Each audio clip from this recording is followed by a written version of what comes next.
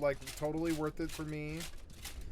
And yeah, I'm going to so we put it bank these West dogs Coast. and We're sell tapping into them. Asia and Australia latency a little bit better. If you obviously put it East Coast, it's gonna be, you know, optimal for some European countries and East Coast, North America, kind of like how Milan is today. The difference isn't that huge if it's located on Europe or East Coast when it comes to those areas between. I was quite surprised of the latency difference from East Coast to West Coast to Milan continent. You can rest assured, if you are an American player, you won't. Oh it no! I won't left my matter poor dogs. if it's West, Central, or East Coast for you. Your ping normalization will put it to the same level to the rest. It's when you go above the 150 something, I don't know exact numbers, but when you start to notice a few different things, when you have Paris and so on, the higher you go there, you get a more delay.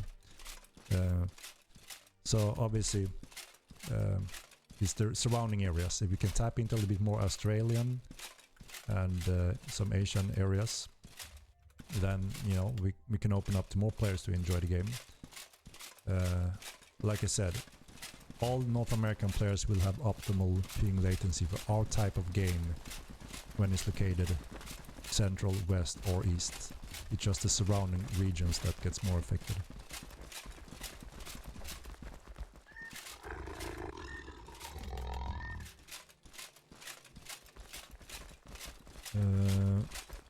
Alright, let me catch up a little bit.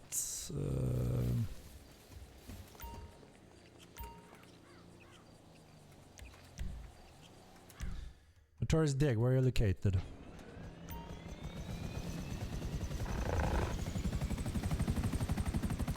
Yeah. If you're under 150 latency, you're good.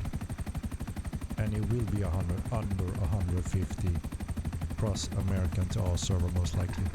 Obviously depending on if your internet is reliable and or not packet loss, you know, here, wireless.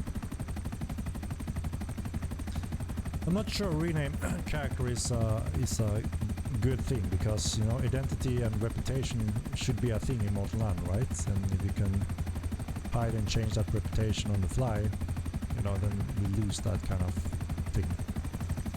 People should consider that if I act like an ass and people won't support me or trade with me or even kill me, maybe they act nicer, right? But if you can hide behind that, then, you know.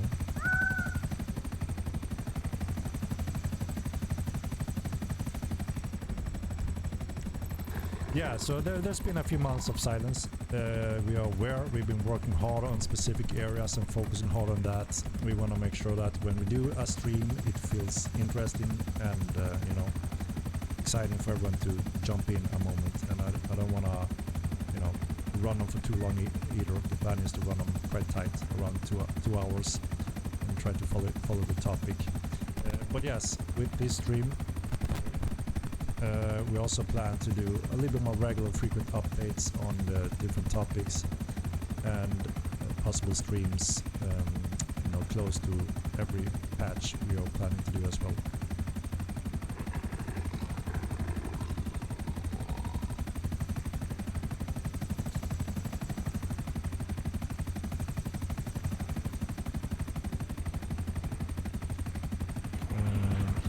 But yeah, as we speak, we are doing tests when it comes to latency effects from Milan to Sarka and the different locations. Like I said, we are currently looking at West Coast, American, and also doing tests from Australia, nearby regions from West Coast.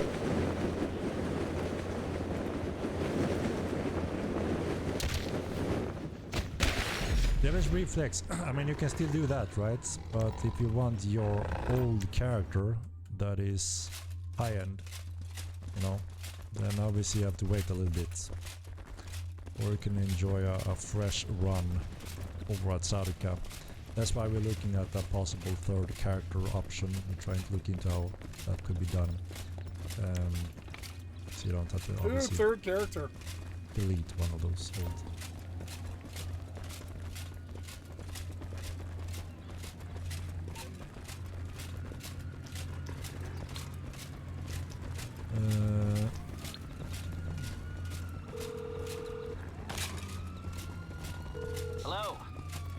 I do for you? There could be specific things that So you don't wanna are get in noticeable serious in trouble, 60 huh? to 120, Okay, but leave if it we with have a me. system that waits and doesn't allow for a specific action to be synchronized after or before 150 ms, then you I can't notice the died! difference. You're fooling yourself if you think that is the case. If the server sends you this is the action queue on 150 ms, if you have 10, 40 or 150, that's not a difference. It still happens there, right?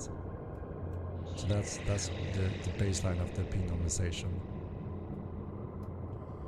House on the cliff. And as soon as you start to go above that, that's when you see more delay.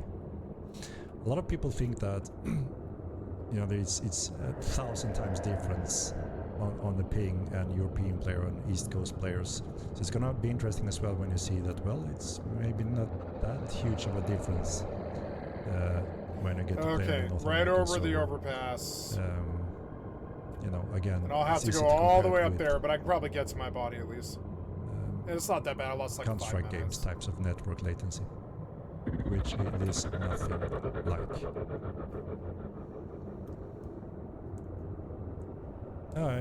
You're Swedish, yeah. So we will have a little bit less worse ping, obviously, if it's West Coast compared to East Coast. We have a pretty decent ping to East Coast. West Coast would be... what did you say you get? 180? So that's, you know, slightly above the ping normalization.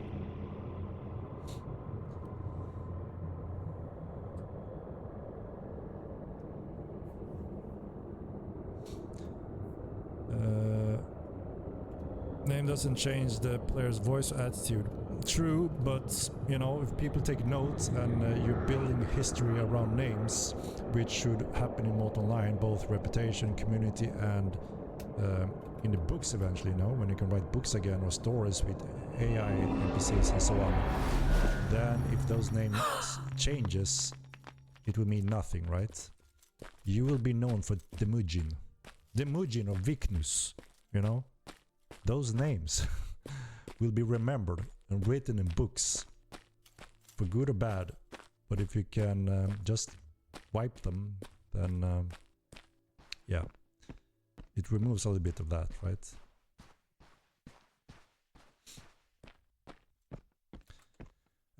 With Sarika we plan to add profession types, task types. Obviously also we have a few things planned there, but again, depending on how everything goes, there's so many things with Sarika. I can't mention all the new stuff at this point. It may be that they arrive with Sarika or a patch later after, because we don't want to, you know, have too much that could be risky. And we want isolated tests and make sure we can move forward in an effective way. But we have a few things obviously that we want to add as well around or with Sarika. To mention some of those are assassination and thievery. Those kind of skills, professions. Like I said, I can't say exactly when those are tied to a patch or expansion. Yo, you need some help getting your shit back, bro? I'll help you, dude. Don't be devastated. Your old character can be used on Saruk as well. I mean, obviously, if it's just 10 people that want the witch to be down, which I highly doubt initially, because it's pretty cool and interesting, and it seems like a lot of people want Sarika to be a fresh start, that type of soft option. But obviously, if we're completely wrong and everyone tells us, nope, we want the bridge open on day one, you know, we will look into that. Feel free to, you know, make your voice heard, and we will take a look.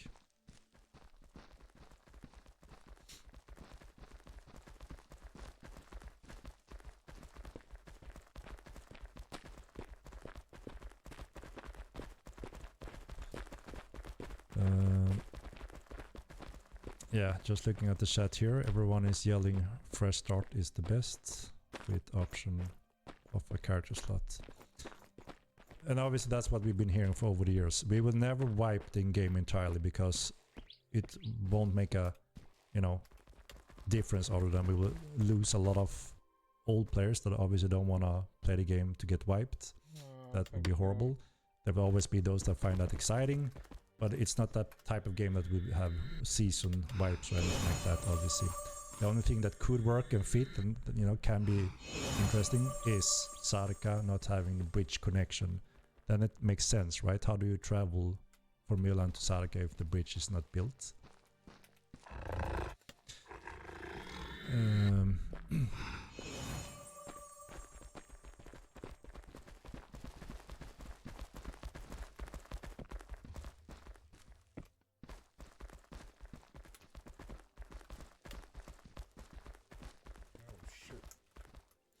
Yeah, Haven characters will be able to move to Sarka on launch. So if he's there now and you start playing when Sarka is live, you will be able to continue that journey and pick Sarka. So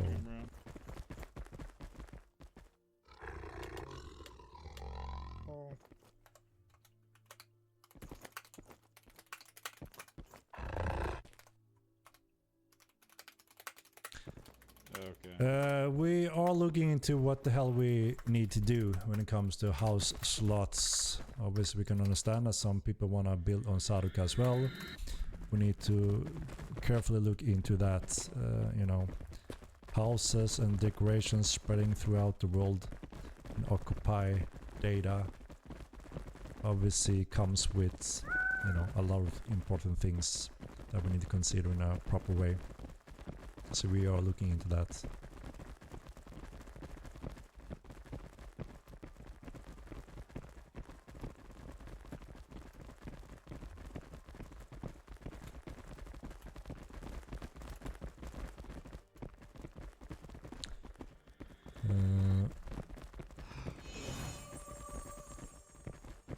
Yeah, we can't wipe the game, you know. We have a lot of players that are supporting us, paying the monthly sub, playing on and off, that may not have as much time as everyone else, and if we go out and wipe them, they're gonna quit the game and we're gonna lose customers, money, and yeah, have a more empty game.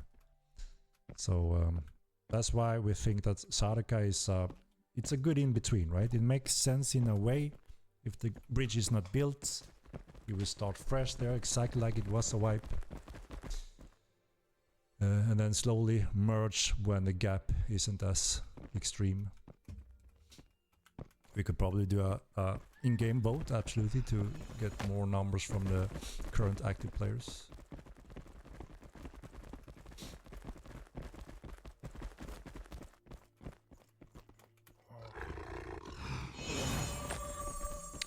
Remove Haven.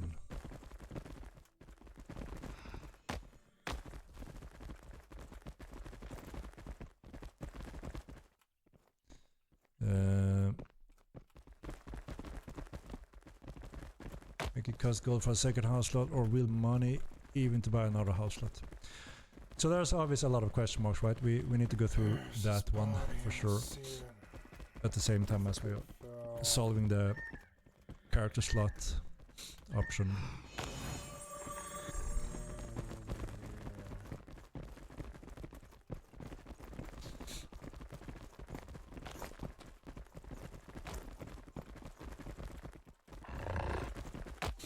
Yeah, back now, I don't know if you were here when I discussed the next patch, but that is addressing a bit of that gap that you're mentioning about, you know, like trinkets and such. So we will do a recap as usual on the stream, so I don't have to repeat myself too much for everyone in here during the scheduled time, and then, you know, so that is somewhat covered.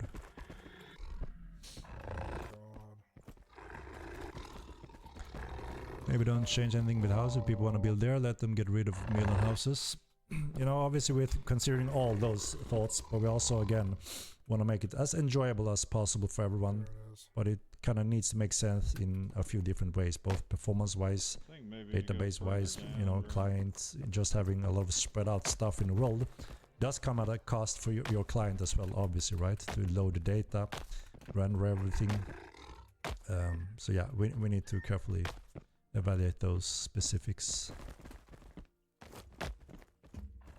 These are some more spicy questions.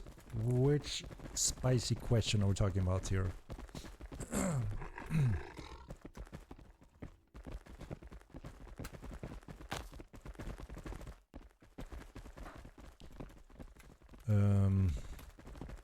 We don't want you to feel forced to delete one character to jump on Sadoka. No. So that is one of the things we're working on, right? Yes, Yo, heat if you will have come an over here, effect. you There will can be just walk down it, dude. extreme heat on Sadoka that you know, forces you to take a look on your gear and mounts to have them optimally effective. I can't see. Or you can ignore it and be you know, punished by the heat.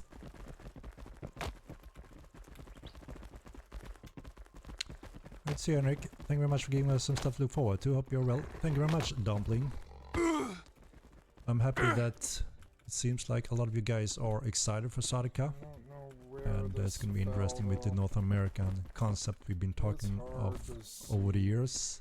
It's going to be interesting to, you know, have those. It's going to be interesting to have duels on Mill, and then we jump over to North America and see how that may impact the NA European players. Should be interesting. There should be a spectrum where there are some difference, maybe.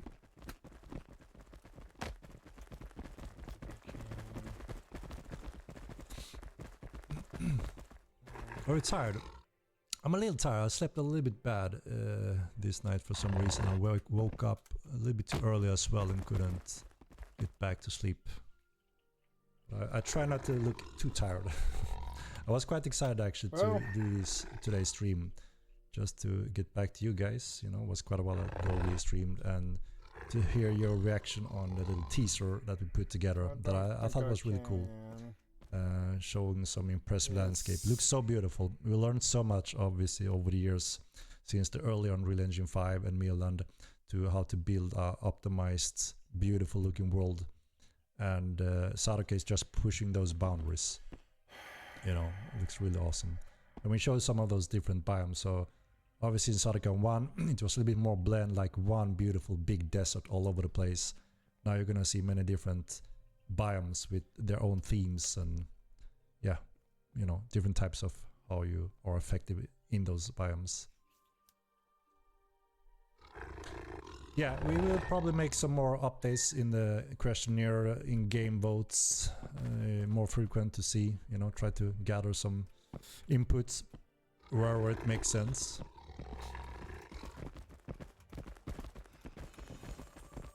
We are looking at the third character slot, yes. Again, yeah, you know, some may be concerned that that means you're more self-supplying. And that's something that we always, you know, talked about, that we don't want you to be fully self-supplied. We want you to engage in trades and so on.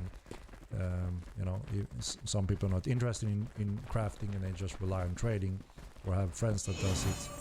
Or you are one of those more hardcore player that, you know, I do everything on my own, put it together myself. Some of them do it either way by getting multiple accounts, or a little bit easier if you can get another character, obviously. So we're obviously trying to consider all those things. At the same time, we want to expand the world greatly, not only with more lands and another character slot, but it also then makes sense to actually try to push some of the professions, crafting, new skills, that obviously will put more demand on. We need more players picking different professions again, right? So that's one way of balancing that and taking considering it. So talking about Sadoka. Well, we got a lot of questions with Sadoka because a lot of people have been waiting on that for quite a while. But obviously, I will answer any question here that I can. New weapons and bows on Sadoka. There will be new weapons and gear, armors, clothing on Sadoka, yes. No news on breeding at this point. Make sure you don't accidentally link Sadoka with Manuli Boko. That is a good one. That is a good one. We should be able to transfer a naked character instead of a new character slots. We will see. Like I said, we are not 100% set in stone exactly when it comes to the rules about housing and that possible character slots. We just want people to able to enjoy the game as much as possible without feeling, damn, what the hell do I do now?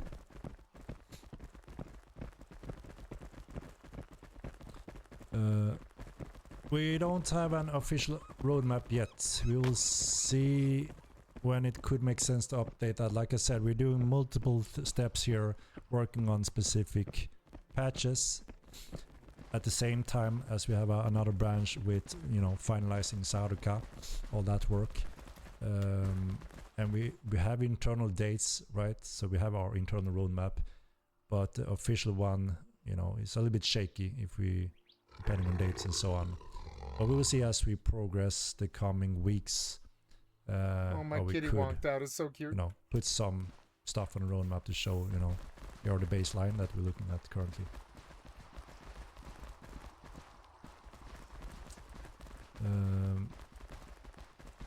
All right, let me jump down a little bit again. Sorry, I'm slow. I'm quite behind. Holy cow, I missed everything. Okay, now I'm up to date. Let's see if we can grab something here. Can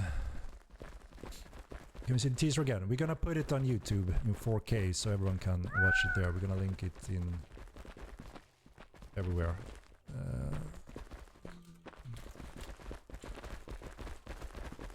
Let's see if we can put it all there now, or it's already there.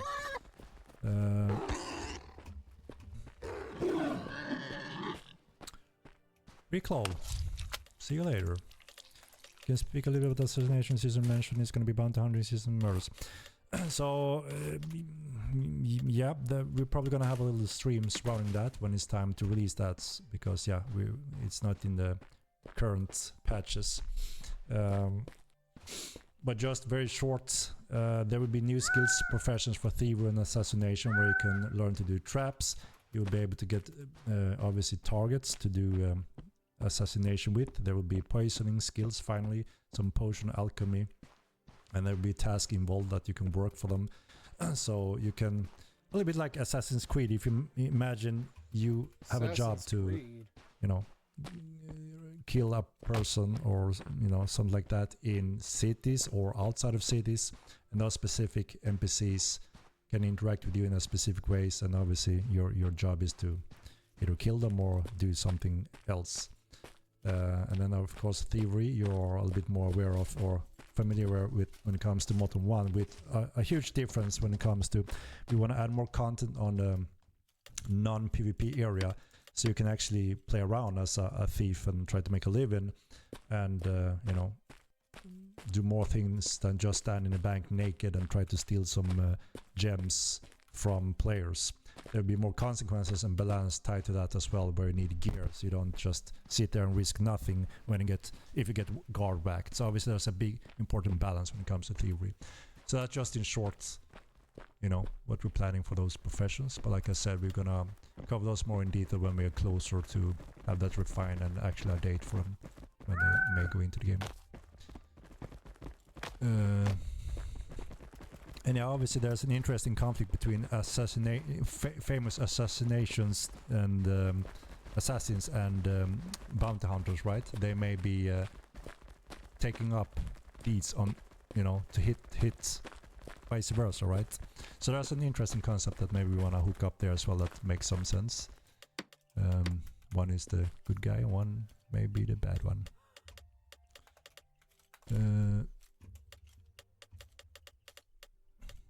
Griefing is so back. How is it? We're doing anti-griefing in this next patch. Like I mentioned, if you're referring to thievery, then you will be a little bit disappointed, because like I said, it won't be the same way as it was in Modern 1, because yeah, it was a little bit without proper consequences. You just stood there naked and stole something and then died and repeat. We are obviously changing that part.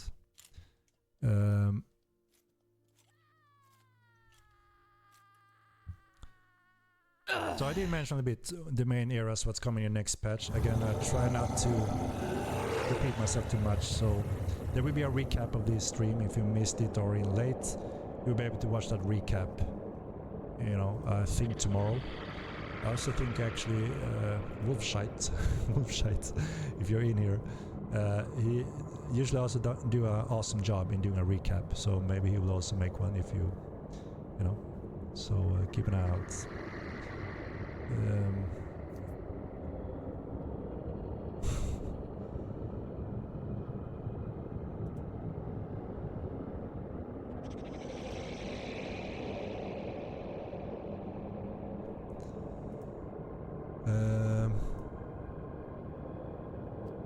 Yeah, obviously we've been a little bit silent for the past months, working on a lot of different things, and I have also not been streaming a lot. So obviously people thinking that we are, you know, getting tired or abandoning ship or anything, and we have a, you know, downwards trend in different time periods.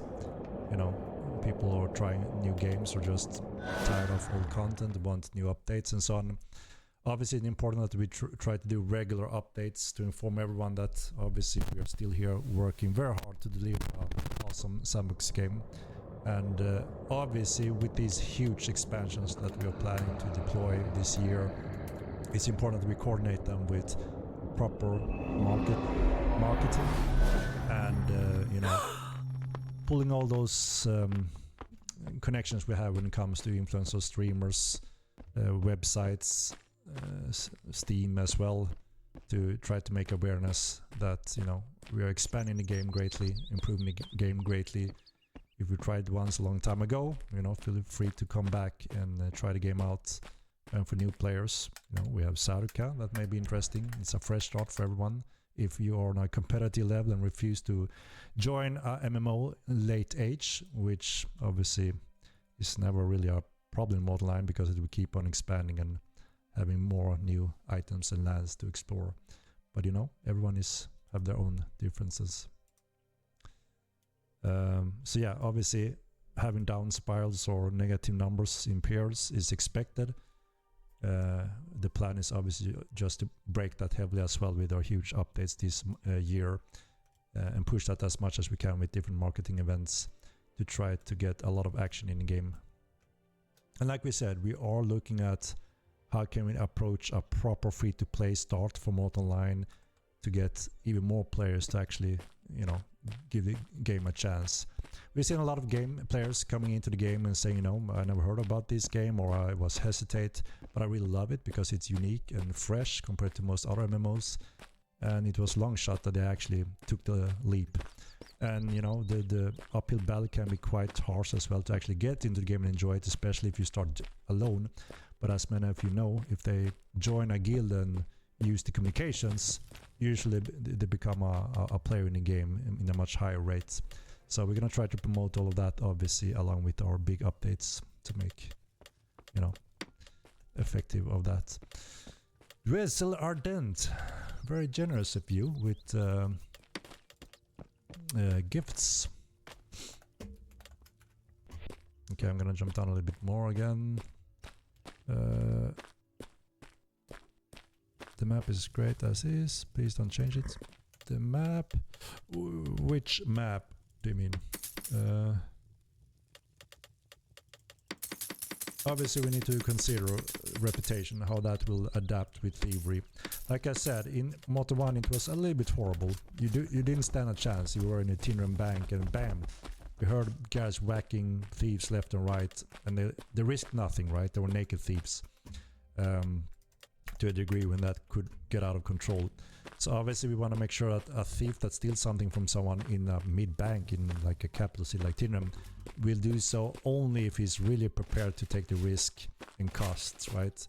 And obviously reputation needs to work along with that to be balanced. And we want to promote that you can do theft outside of the cities or not in the high guard areas. And of course, it will work also on NPCs and mobs and AI this time around, not only on players. So there will be more utility professions to profit and earn and progress with PvE part as well, not only between players. And also hopefully more enjoyable because you can be more rely on doing thievery activities that are not just always against a player.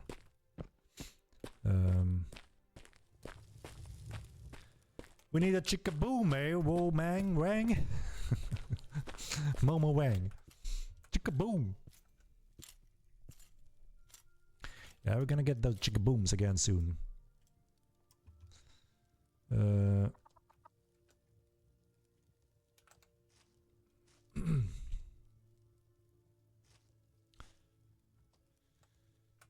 Let's see, do we have any interesting questions here that we should cover?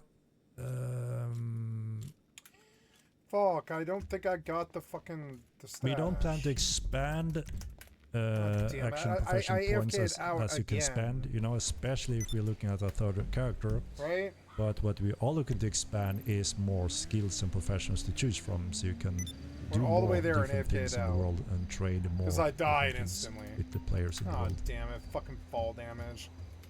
Wasted so much of my fucking time. Retard-ass piece of shit-ass developer and his fucking fall damage.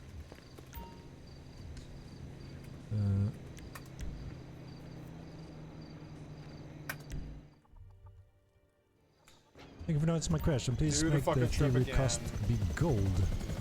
Like, to steal you need to buy like 50.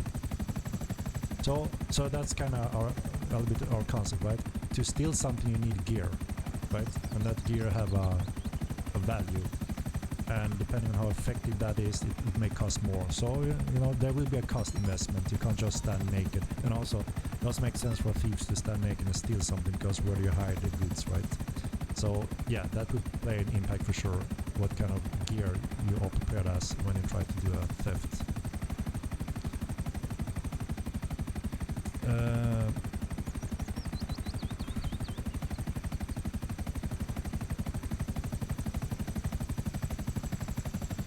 We do want full nudity back.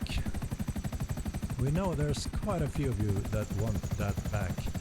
The only problem is the world. The world is in pain. You know, there still takes a nudity. It's perfectly fine to crack heads open with an axe and the blood gets flying, but the nudity is very severe. Yeah, again, we have a few companies involved to have the game running, published, that have some problems there, but there are, you know, ways to work on that. There's a few games that you probably know of that have nudity and are, you know, working on Steam and different payment platforms without problems, but that procedure is a little bit problematic. And those are some big companies that have gone through that to make it happen. So it's not as easy for us, unfortunately. Maybe there will be ways for people to personally change a setting on their own, you know, client risk to get nudity back, and we're not, you know, fully supporting nudity, but there may be options for you to toggle it on your own private ways. That may be one way to look at without us fully enabling it, you know. So a little bit sad for you know, because it's silly. It shouldn't be a problem, right? But it is a little bit struggle.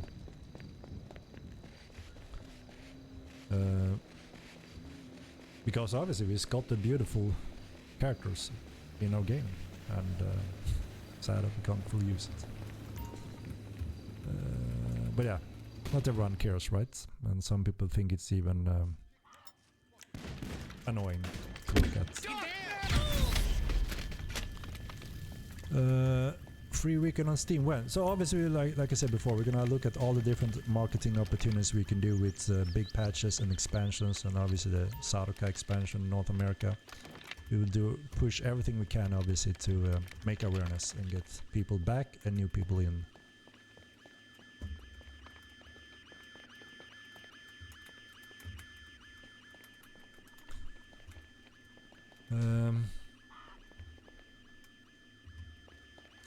More system to gain reputation.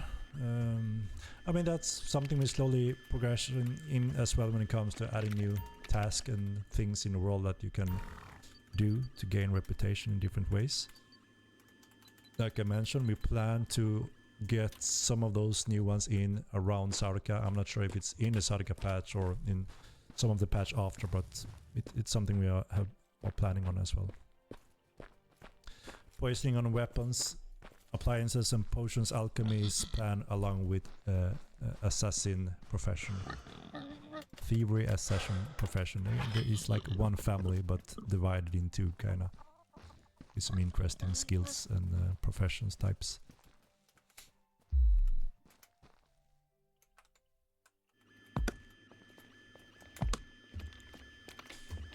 Will it be better map and map controls like ability to set waypoints, being able to see where are registering points of interest, etc. You know, there's always been two struggles there, right, in the world. We saw one big YouTuber that made a early preview on Model Line and said, wow, no one is talking about this game, but there's some cool stuff in this game. And one of them, for instance, he said was, you can actually get lost in Model Line. You can go down in the jungle, you can literally get lost because the map won't show you where you are. And some other games have done similar, but they're not as heavy in the MMO genre. They're more like shooter actions and such. But at the same time, obviously we see more casual players, new players, obviously benefiting from being able to navigate by seeing where they are on the map will help them greatly. But the question is, you know, are we slowly moving towards a point where no one really cares about the getting lost aspect anymore? Is the majority just want to, you know, be more effectively, you know, moving around in the world, and new players are used to that because all the games are doing it like that? So it's a tough one, right? Because we come from the hardcore routes with passion with these types of games, and obviously moving those. My big park's on again. Don't park on me again. A little bit rough in the heart. But I'm like I said, if I'm a dying breed, we're getting old here, and no one else wants that. Then you know we obviously need to take a look on what kind of impact that may have for a game. I'm just asking you guys. I can even do a poll. I mean, those are something you can poll in game, right? But there's several things like that, right?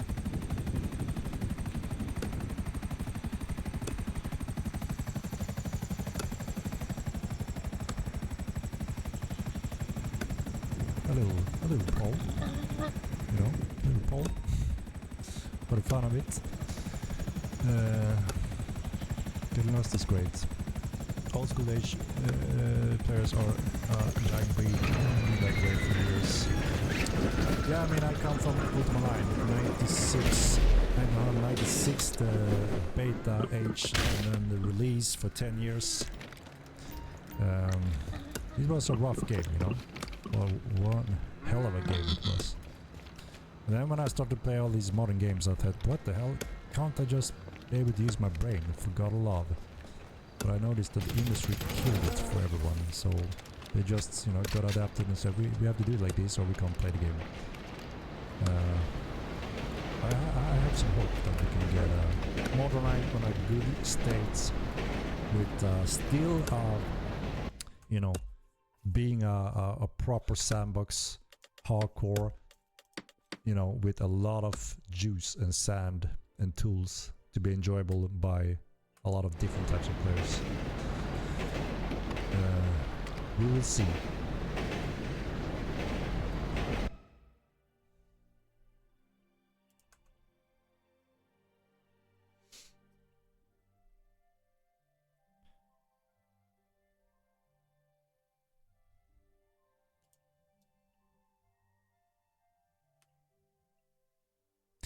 We don't plan to get rid of compatibilities. We plan on refining it and you know, make sure it's properly balanced. There's a few things still we want to balance and tweak animations to make it as good as possible, and then maybe over time expand on it. I mean, it was the most voted content ever in our polls, so obviously we had to deal with that. And if it comes down to balance, then obviously we are willing to do the work there for sure. But remaining it doesn't make sense, and also doing a policy questionnaire on what people think about it, it was overwhelmingly positive. And new players especially also enjoy it. Is there something more to my left-right swings? They don't really fully understand how difficult it is, you know, initially. obviously no time to fight their mobs at first and you get hammer hits and they don't have full force charging the weapon. They notice that, okay, there's a bit more to it than that. But after that, they think, well, that's too basic. Is there no more fun thing to do?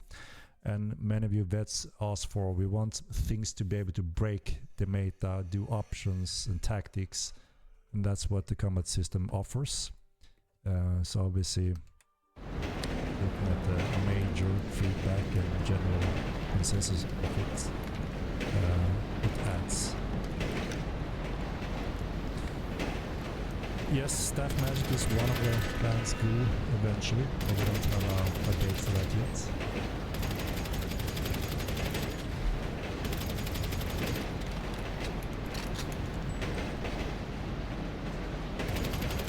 The first day, we are looking, I mentioned that a bit earlier in the stream, so you can probably watch the recap, but we are looking and evaluating different types of free-to-play haven, all those options that make free-to-play online as good as possible, to also remove some of those bumps for a lot of players that are hesitant but never give more a chance, just to help with population. So yes, we are absolutely analyzing a lot of different options.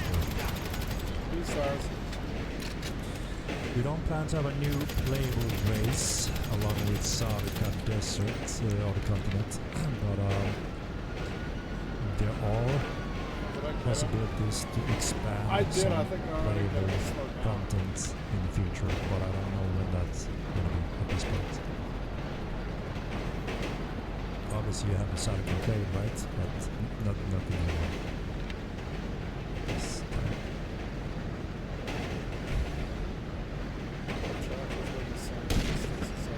He's out. Regardless of Lucas God's next patch, new players grief from the game. I'm not sure about that. Obviously, we always try to minimize griefing and punish people that play like that, or consequences at least, and give options for players to get into the game and get around in the game. So we've done a few anti-griefing mechanics in this next patch that I mentioned, but you can catch them in the recap of the stream as well. But I'm sure there could be more areas.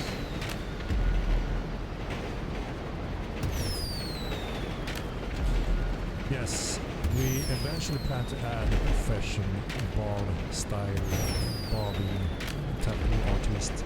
Oh, did I hit him? I might have hit him. Style, your tattoos and such. But we want it to be a profession, right? So you can actually learn these different styles and discover new ones. So it's up to the players to be unique, have a unique hairstyle. Yeah, first have to find out unique recipe, and then player need to decide what that services. I could hear him screaming as he fell. Instead of just giving you all the options in the calculation and then you set. The hell is we only that? have one variation of everything. One or two, but we were actually saving those for that profession. So the question is only, do you want to add those options along with Sarka, or do you want to wait and keep them for the profession? It's one profession, right? I gotta say, it's about as fun as like, riding the Rust, train surfing in Rust. There will be dungeons in Sarka. There will be dungeons, absolutely.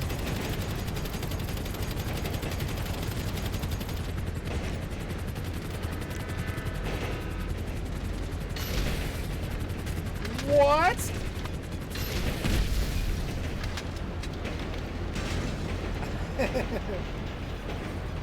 We are working on the AI NPC updates. Working with quite a few of those things personally. We don't have an exact date for that yet. Come and get me, coppers. We want to put the bars, but we're kind of... I haven't done a standout in a while.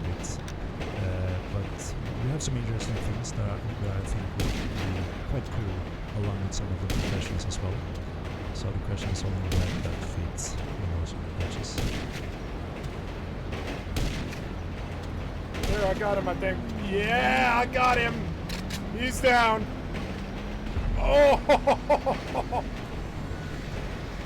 35 a month, a 10 bomb, or multiple accounts. Oh! What do you mean 35 accounts? Fuck him up! Or your new payroll, including box price next? Or what? Oh, out he goes. Bye. Oh no, I think I killed him with the other guy. The other guy took the wheel? No, he's out, he's out. Because obviously we do a lot of work over on Skycatlive, like we kill cities, dungeons, creatures, floor, Grenades on the highway, have fun. Types, everything. So that requires a lot of hard work. Oh no, run! I don't want to die. Yes, we advertise Sonic, obviously, you know, quite hard in doing Steam rounds as well.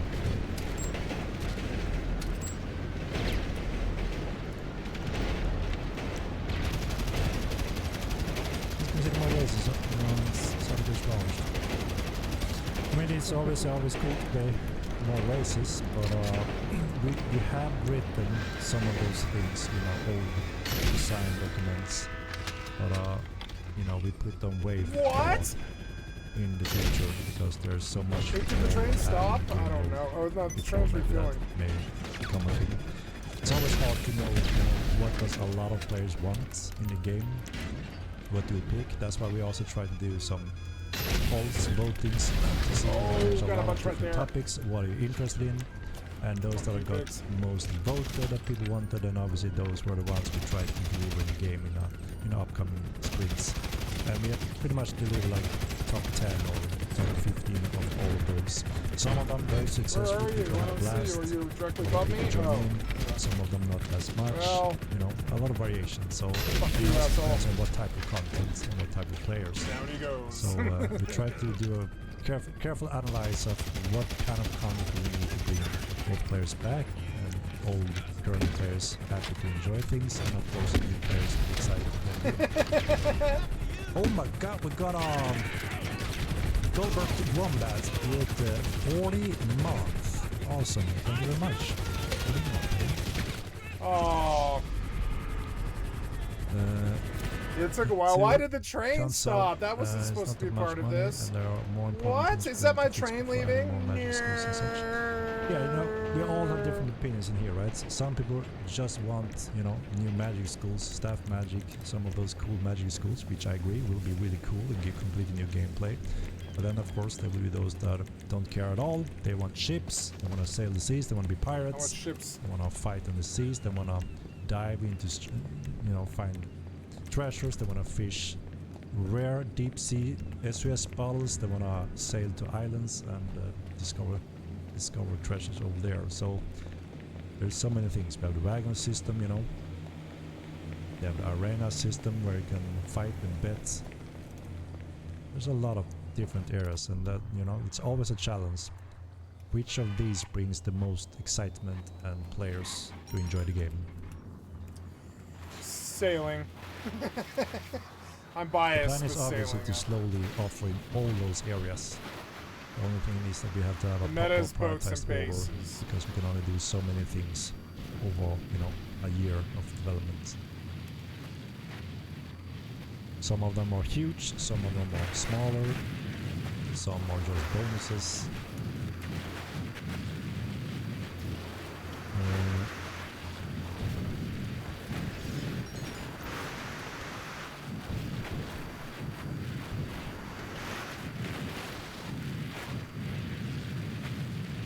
What makes your desk map stand out compared to the dozen of games recently released or in the past? What do you mean about standing out of the dozen games that recently released? Model Iron 2 is already one of a kind compared to all those recently released MMOs. Am I not right? That's how I at least interpret it when I try most other new games. So the combat's too popcorn now. Obviously, Sarika will be very different from Milan, right? Its own heat, biomes, the heat systems, the different biomes, and tactics, dungeons, its own lore, flora, fauna, craftables, creatures, tameables, everything, right? So obviously a lot more fun to explore for those that are tired of Milan, pretty much. No tree. But yeah, I would say that comparing to other games, I love Grand Theft Auto. I don't say care. one It's just game that is fun per like minute. It Multi-Line wins at and that. like It wins at Sarika, that. because there's so don't many retreat. differences, Guess right? so. Let's go. Does this dabble? Yeah, I don't think I want dabble. I don't know if you mention a game that is that you think is like Mortal Line 2. I can probably mention why it differs and how it differs. Eve is like Mortal. But that's also why we are building Mortal Line 2, you know. I like it more than There's Eve, nothing kind of. like It's it, and more we want to have style. a proper sandbox that everyone in the world I want to can get good enjoy at everything ways. about it except the more the sand directional and tools we combat. add, hopefully the more different types of players we bring. Maybe even that one day. We don't know. I'll let that be the last frontier because I don't like the directional combat. Toontown Online. He plays I exactly like that he takes long pauses. Toontown. What the hell is Toontown? I used to hate it, but I actually like that he takes long pauses. He's not this hyperactive dude. He's a very calm, collected there was dude. a game exactly like Mortal Line 2. If you're not trolling it. Maybe he's stoned out of his gourd.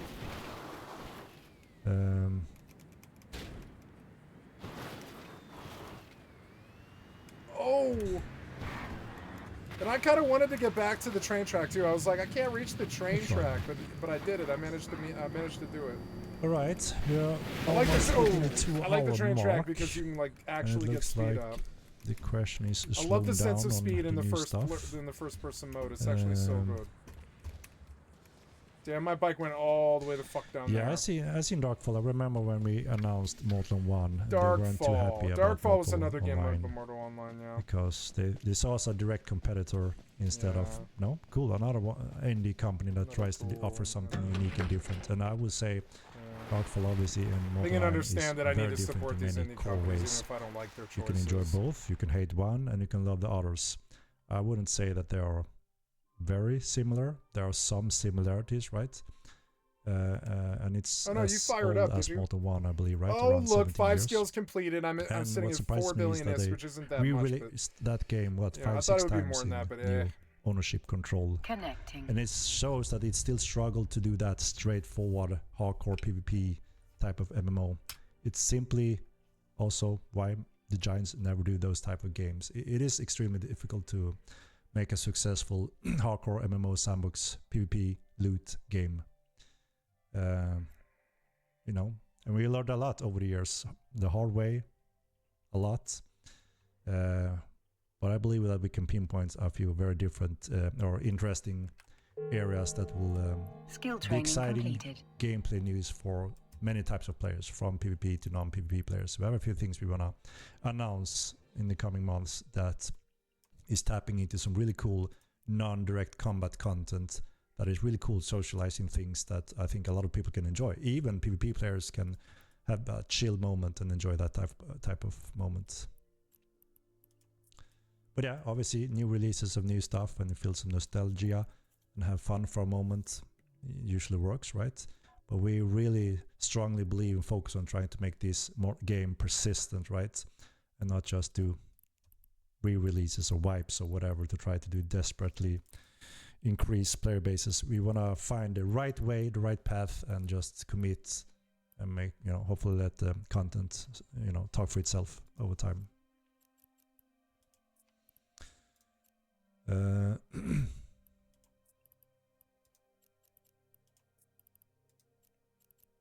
All right.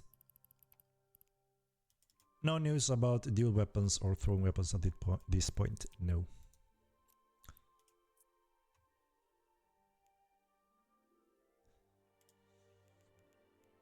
Thanks, Thrnbase8 Tate. Always butcher everyone's names. I'm still in the intrinsic ones. That's good. Whatever. Well, there we go. Okay, I've Eve Online running the same again. features it even has as my the old settings, Darkfall had, which you mean? Crazy. I don't know how it did that, but it did. It like saved. I mean, there's always something good from some of the games, right? That have players playing them. Mm-hmm. Sarduki Y-Pipe. You think Alvarins are too fast, Siege? Am I paying for this? When does it I mean, end? there's always a never-ending balance around all the clays as well, right? It will never be perfect, and sometime your Alvarin will shine, in some areas it will not shine. Mm-hmm. So it's very difficult to say one is way out of the league and needs a nerf or not, you know. we try to do a careful adjustment, the latest patches, to get them all interesting, 25,000 unallocated. viable, and somewhat balanced overall. But I guess they will never be perfect because people will never agree on what perfect balance is on those clades and skills and weapons and everything else, right?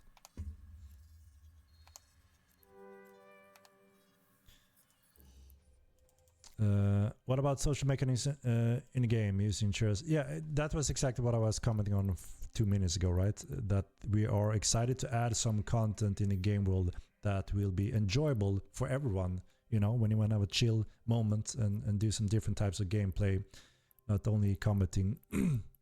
So we are planning to add like social hubs. You know, there will be buildings in the different cities where there are guard protection. If you want to enter those buildings, you have to leave your weapons and regents at the, you know, outside. And your reputation will matter. So you can enter some of those rooms and areas if you have a proper standing. If you're rubbish, they will say, move away, and they will spit on you. But if you want, you know, if you have the right terms to enter, you can enter these areas, and there will be different types of things, like new types of NPCs. There may be new types of tasks. There will be tables and chairs that you can sit down, obviously, and talk with the new awesome VoIP system, and you'll be able to play games, socializing games, making money or losing money, different types of social interactions, board games. And then that's something we can expand on. So there are absolutely areas in that we are planning on and designing and want to deliver.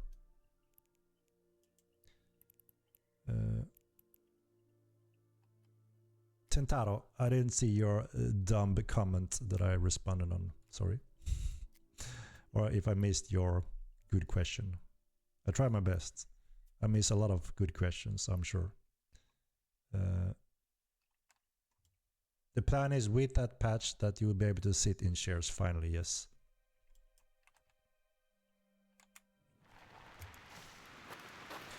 PvP questions. What kind of PvP questions really know before I end?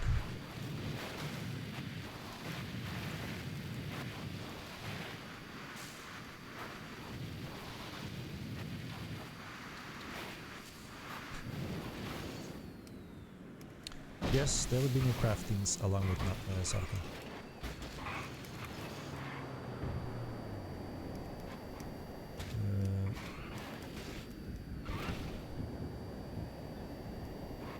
How many cities there are in Sarka? There are 3 main cities. One is the Betiera, obviously the capital, right? Which is a more grand city. Flying! And there are...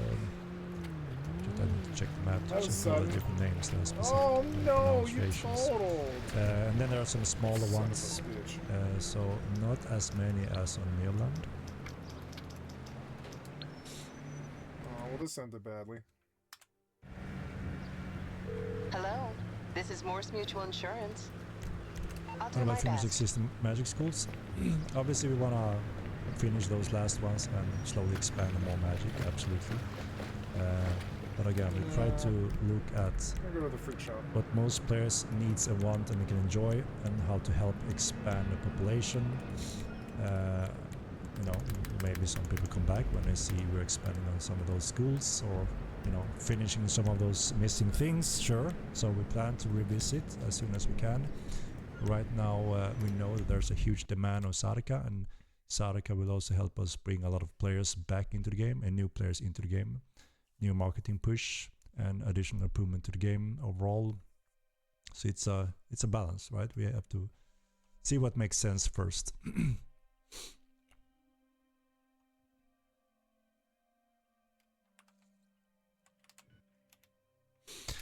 Obviously there are going to be some marketing along with Sarka and after. We want to make sure that everything is under control. We don't know if there's going to be an explosion of players logging in on the same time. We're going to have that kind of stress struggle, or it's going to be more, you know, over time controlled. So we just have to be prepared for some chaos at worst, right?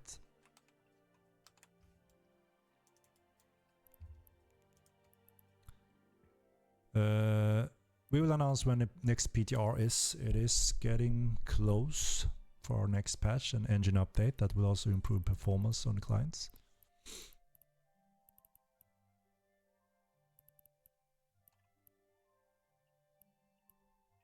There will be some environment effects on Saruka, yes, we are playing around with those now. You even saw some of the new twisters, a nice little visual effect on in the teaser. They are not obviously devastated, it's more like looks cool on the horizon and you can walk around them. But there may also be more storm types weathers, obviously with sand, that makes visibility, you know, way less obviously.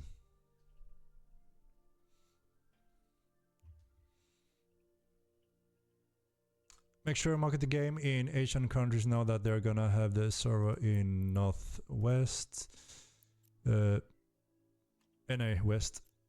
Those Asians loves MMOs. Yeah, like I said, Tencent mentioned they're all looking for hardcore sandbox MMOs. It's hot over there. Obviously, Mortal Kombat 2 is a very much that type of game.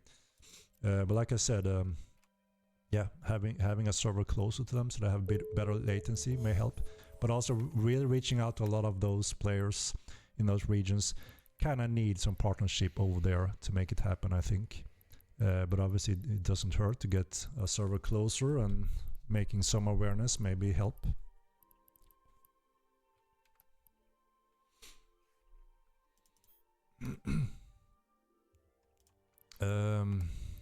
Any tips for surviving heat in Saruka? Do we bring water and salt? So it's not that extreme that whenever we move around in a hot desert, it's not that type of survival game where you need to drink water every now and then and eat or you will die. But your stats will be affected. Your stamina regen and such will be affected if you're overheated, because obviously it's, you know, that's one of the impacts. So gear will adapt to that heat level.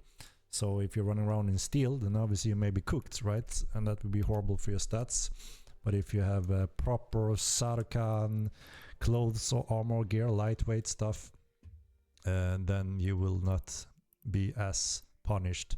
So it's interesting that some different biomes, it's not just the go-to armor set, right? You may want to refine your tactics based on where you travel in the world. And similar things with mounts. You can't just bring your go-to mount and think it. I think I'm done paying for Eve until they protect me, but I will play it. I like Eve. It gets so toxic some fucking times. I shouldn't go to Poshvon or places like Lowsec. I know what's gonna happen. I should just go and do PvE somewhere further out. And I think I'm thinking ice mining. Yeah, like retrievers are fucking cheap, and I have a retriever blueprint, so they're like almost free for me. So I'm gonna start retriever mining ice until I'm mega rich, and then I'm just gonna wait for the game to get better, you know? And I'm not gonna go places where I get ganked all the time. And I can haul and repair my rep as, you know, as the Sisters of Eve missions come up, or whatever it's called, the Bloodstained Stars. I'll repair my rep slowly. I want to do something that gives me rep over time, and that's hauling. And hauling was sort of fixing my rep, but then I started damaging it with faction warfare again. 4.58 for Caldari, of course, because I've been fighting for Caldari, but yeah, and I've been fighting for Galente too. But Mimitar is a problem. I'm gonna have to do a whole chain of missions just to get around that.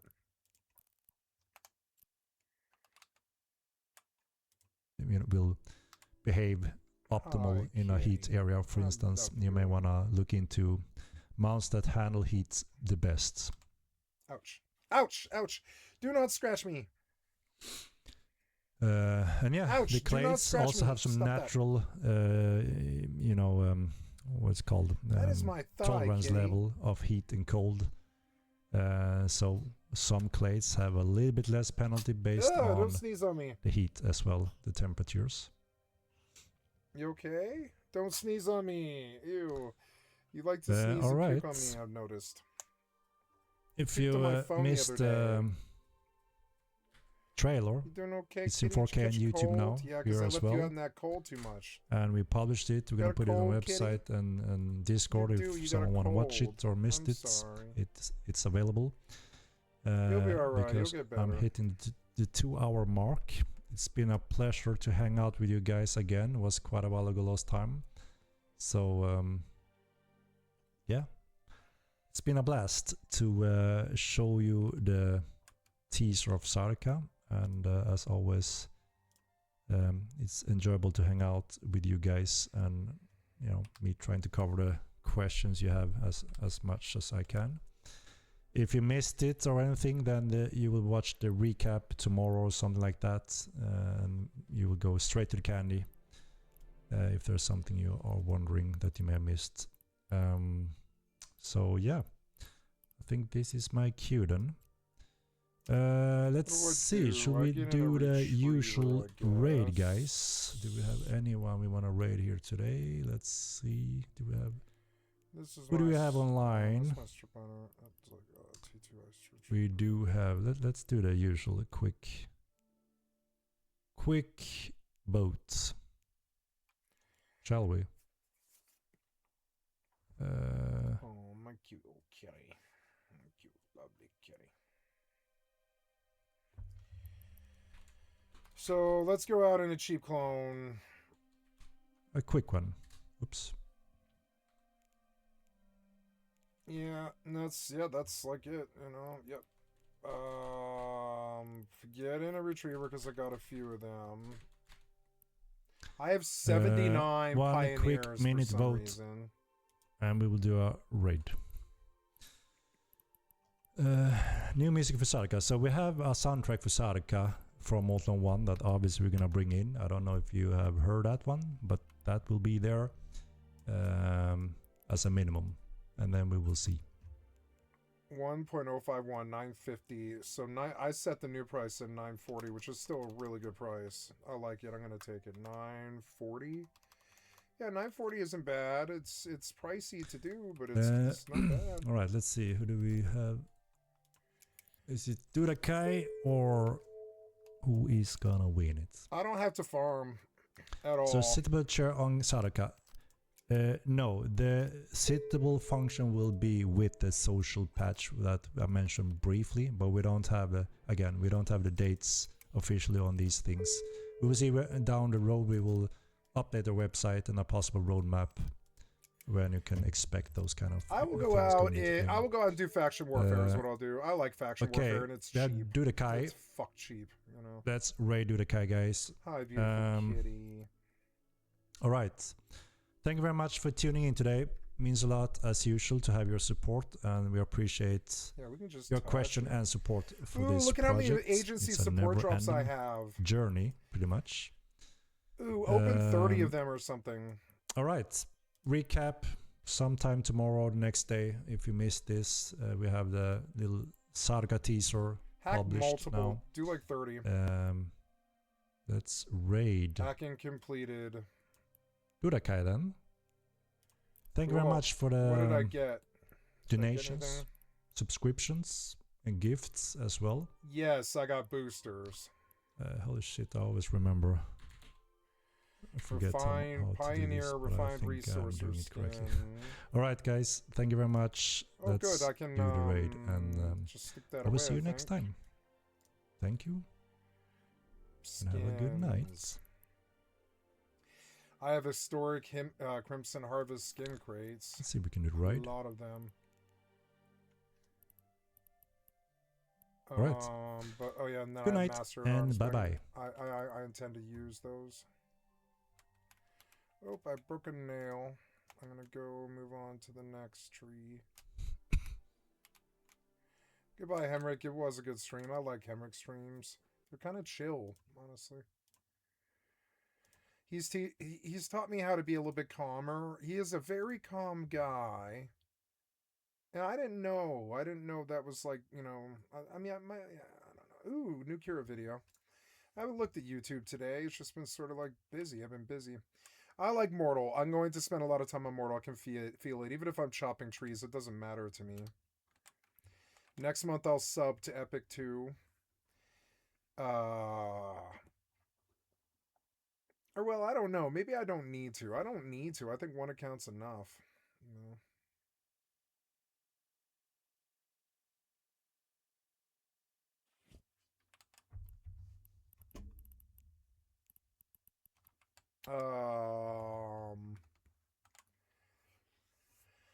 Now. Yes, the future of Path of Exile 2. I know that freaks you out. Elite shit themselves a serious moment the bills for a nationwide general strike. Why everyone hated BB Nas. Baby No Money. I always think of it as BB Nas for some reason.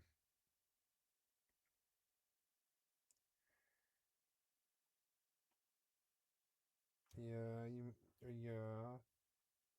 You clawing me. You like clawing me, kitty. You having a fun time. Worst case ice scenario. That's not too good.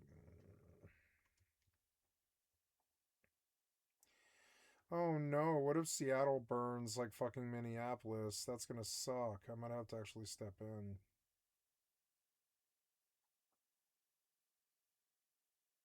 Partial government shutdown.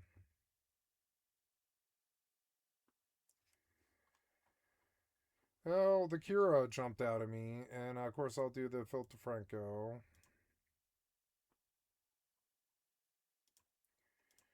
Oops, are you muted? Yes, you are. And then over here. I want to go back.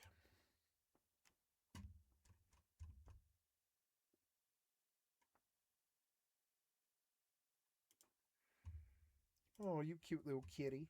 You cute little kitty. I love you so much. Record this video, but people keep asking for it, so here we go. We'll just do this one take and done, and if it makes sense, it makes sense. If it doesn't, there we go.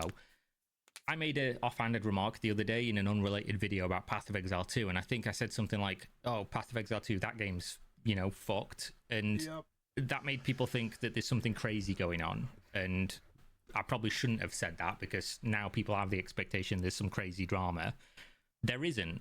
There's just a real uncertainty, at least in my mind, with like where this game's going, and it really doesn't inspire me with confidence when you look at how people play the game, what the strengths of the game are, what the team keep doing historically, and Kitty. where that might take us. Because in my mind, ever since this released in 0.1, like a year ago, they have been designing the game opposite to what people want, at least from what I can tell. And you're going to ask for some examples, and let me just give you a little bit of context first of where I'm coming from here. I didn't play PoE 1, so basically any recommendation that I have for the game comes from my playing of PoE 2, and maybe somebody has mentioned something existing to me in PoE 1, but by and large, I'm just going off of what makes sense and what would make the most sense.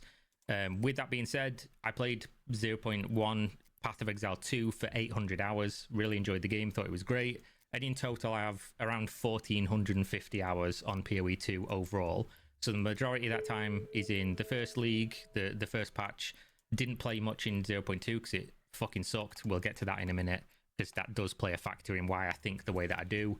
0.3 was pretty good, although it was kind of a short league because there's no end game in the game, and the way that crafting worked in 0.3 made it so you could basically almost finish your character as a solo self-found with, you know, very little playtime because crafting was so broken. It was so good.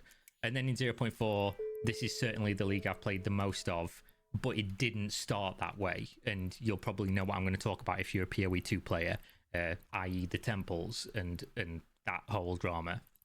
So basically, in my mind, when you talk about the strengths of a game, PoE 2 is not being designed around playing to those strengths, and it never was from the beginning of the game, because the big two strengths in my opinion is that one is your character, like what you can do to build a character out, you know, the unique interactions, the massive talent tree, the ascendancies, the items just in general.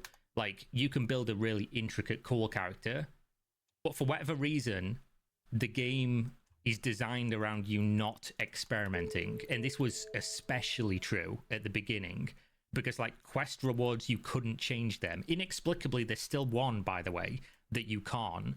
Like the snake quest, the venom quest or whatever, the venom crypts, for some reason you just can't change that. It's the only one in the game you can't change now, or something along those lines, just randomly. So if you want to min-max your character and you picked something you didn't want, or you want to change builds and you need one of the other ones for it to feel better or reach some kind of threshold where you could swap an item out or whatever, you just can't.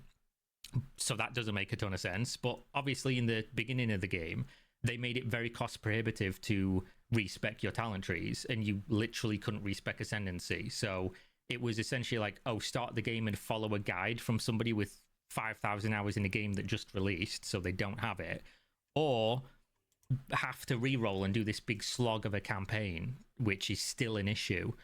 Even after all the campaign changes, it's still an issue that if I want to play another character, I need to go do another 10 to 20 hour long mind-numbingly shit campaign grind that I've already done every league, every 4 months at least once, but usually 2 or 3 times, because I want to play and try different builds. Because again, an ARPG is just, that's the game. Oh, here's our strength. You can make 1,000,000 builds, but you can only play one unless you want to do this shit content over and over again. Don't understand why that's the thing. Have us do it once per league, that's fine, but then give us like the ability to just run maps from the beginning and just scale them down or something. Let us do literally anything other than run from point A to point B repeatedly on every one of these shitty campaign maps. Don't want to do it. Don't think I'm alone in that. Some people love the campaign. Let them choose. Like, where's the harm in it? Let people have fun, which is kind of where I'm at with Path of Exile 2. The developers seem to only want you to have fun if you're having fun in the way that they deem appropriate. Like, you know, no running by the pool, but applied to every mechanic that they don't like. And obviously that's a lot of that stuff's been removed. You can now respec ascendancy, you can now respec the tree. Although I will just say, why in a game where you have like 1,000,000, you know, talent nodes, can you not have presets that you can swap between, so you can swap and change your build? And if you want to try out a different variation of the same build, you don't have to go through and like, oh, I want to move a point down here, but first I'm going to have to remove points I don't want to remove so that I can put them in and then go and put the points back in. And the UX in this game is really bad. The user experience, it's like nobody there has any UX experience whatsoever, because no presets. Half the time you put points in the tree when you're like unspecking and things, and they just don't work, and you have to exit out and then the points reset. Like, this shit is broken. It's been broken. It shouldn't still be broken a year later, but it is what it is. But yeah, you have this massive tree. You're not promoted to experiment in any way. It's cumbersome to do so. Doesn't make a ton of sense, but you can technically respec fairly easy now. So they walked that decision back a little bit from the beginning of the game, which gives me a little bit of hope. Give them credit on that one. Cool. But obviously put more work in the UX, please, for the love of fucking God. Make it easier for me to enjoy your game. Stop making me battle terrible user interface. But obviously the second thing that makes Path of Exile stand out as like a really cool game, and a game that is head and shoulders above most of the other ARPGs in my opinion, is the vertical progression. Your characters in this game, combined with how intricate the character building can be, the item power in this game is fucking insane. Like, you can play 12 hours a day for 2 months when the new league comes out, and unless the league's incredibly broken, there's still some item you could probably upgrade your character with or pivot into a more expensive build that could make your build amazing. But they're not designing around that either, because there is no scaling endgame in the game. So on day 3 of the league, when I've already reached endgame, there's nothing left to do, but my character still has like 10x power I could gain if I keep playing. But there's no reason to, because I've already done all the content on day 3. Obviously, I'm like a hardcore player. I play for like 12 plus hours a day on league launch. But there should be something to do with the amount of progression your character can get and the amount of strength your character can get. There should be something to do, right? There hasn't been the whole time, up until now, to an extent. But this was a mistake, and the devs hate it. And we're obviously talking about the temple with that. But just in general, those are the two things that make Path of Exile stand out, and what, in my opinion, are the strengths of the game, is the character build and the almost infinite progression. and neither of them are really catered to. And when 0.1 came out, I think the game had a really good balance of diversity in terms of like the builds you could play and the power of those builds and things. Still missing endgame, but you know, it is what it is. And then we saw the game regress, right? The Path of Exile developers made the game actively worse, and it was, in my opinion, from what I saw, from the reviews, from the player drop-offs, it was almost universally hated. I'm sure some people loved Dawn of the Hunt, but it you know, numbers-wise, had the worst retention of any league. It fucking sucked. It was bad. Like, I couldn't play the game. You got almost no drops. The game was slower. Like, they wanted... it seems like they want everyone to be playing, like, a 6-button combo, like Dark Souls, but the game doesn't even support that in terms of, like, playing it. Like, even now, they're trying to do it with reduction of the amount of monsters on your screen, but monsters are a little bit harder. It's like they're constantly incrementally trying to nudge the game towards something it isn't, because that's what they want the game to be, despite that not being perhaps what all the player base wants. And I do understand, I'm cognizant here of the fact that when PoE 2 was being advertised, it was being advertised as like, oh, it's a slower paced game. But then it came out and it wasn't. And one of the cardinal sins in game design is giving people something and then taking it away from them. It just kind of is what it is. Obviously, with Path of Exile 2, they tried to do something different, but when they realized, you know, the game's been designed, we tried to do this, and then players still found a way to make it how they wanted, and statistically all gravitate towards whatever the fastest build is, we should probably stop trying to do that. And to an extent, they have a little bit, but we will talk about some specific examples here that make me worried about the future of the game, and why exactly I think this is an issue, and why it makes me fearful for what they're going to do with it, and the kind of wasted potential of what the game really could be if they wasn't doing that. So one of the big issues that I saw in 0.2, aside from them trying to make the game slower, make you press way more buttons and do this combo fucking rolling, you know, thing that the game doesn't support because there's still too many mobs on screen, there's still mobs hitting you off screen, there's still death explosions on the ground, there's still a million things that prevent it being like a Dark Souls game, which is what they seem to want it to be. Aside from that, this was my first Path of Exile experience, because I didn't really play PoE 1 very much. It was my first experience of going from a patch to a patch. And I understand now why people say when GGG nerfs something, they basically delete it from the game. They give it the old triple G, triple tap, or whatever people say. Because I don't understand why they nerf things unless it's literally breaking the game. That might be a stupid thing for you to hear, but this game is a seasonal game. A new season comes out every 4 months. People play for between a couple of days and a couple of weeks, and then the population falls off a cliff to the point where, you know, it's hardly relevant to talk about. You know, some people are still late to the patch. Some people are still playing and enjoying it. But in general, it's a game people play for a couple of weeks every 4 months. So it doesn't really make a ton of sense to me that if I want to be like, oh, I'm, you know, insert build, I want to play a Gemling Legionnaire stat stacker because I played it in Season 1 and it was really fun, I should be able to. They shouldn't be making it so that that build is fucked and it can't be played, or that it's so much worse than everything currently is, that my playstyle basically gets eradicated. And it seems like that's what they want to do, even to the point where they'll make a showcase of a build, and then the next patch, you can't play it. So why even bother? Why, a month and a half into a league where most people have already stopped playing, are you releasing a showcase like, oh, look at this really interesting build this person makes and look how fun it is? But if you came to that video 4 weeks later, it's deleted from the game. You can't do that anymore. It doesn't make sense to me to design a game that way. And nerfs like that, in my opinion, it's like, oh, all these people are doing this thing because it's fun. Let's remove it from the game. We don't like it. Yeah, I don't think that's a good way to design a game like this. I said this to somebody the other day and they said, oh, but they want the meta to be shaken up and people to play different builds each time, which is fine, but you can do that by buffing other things, introducing new gems, introducing new uniques, and then you're not taking anything away from people.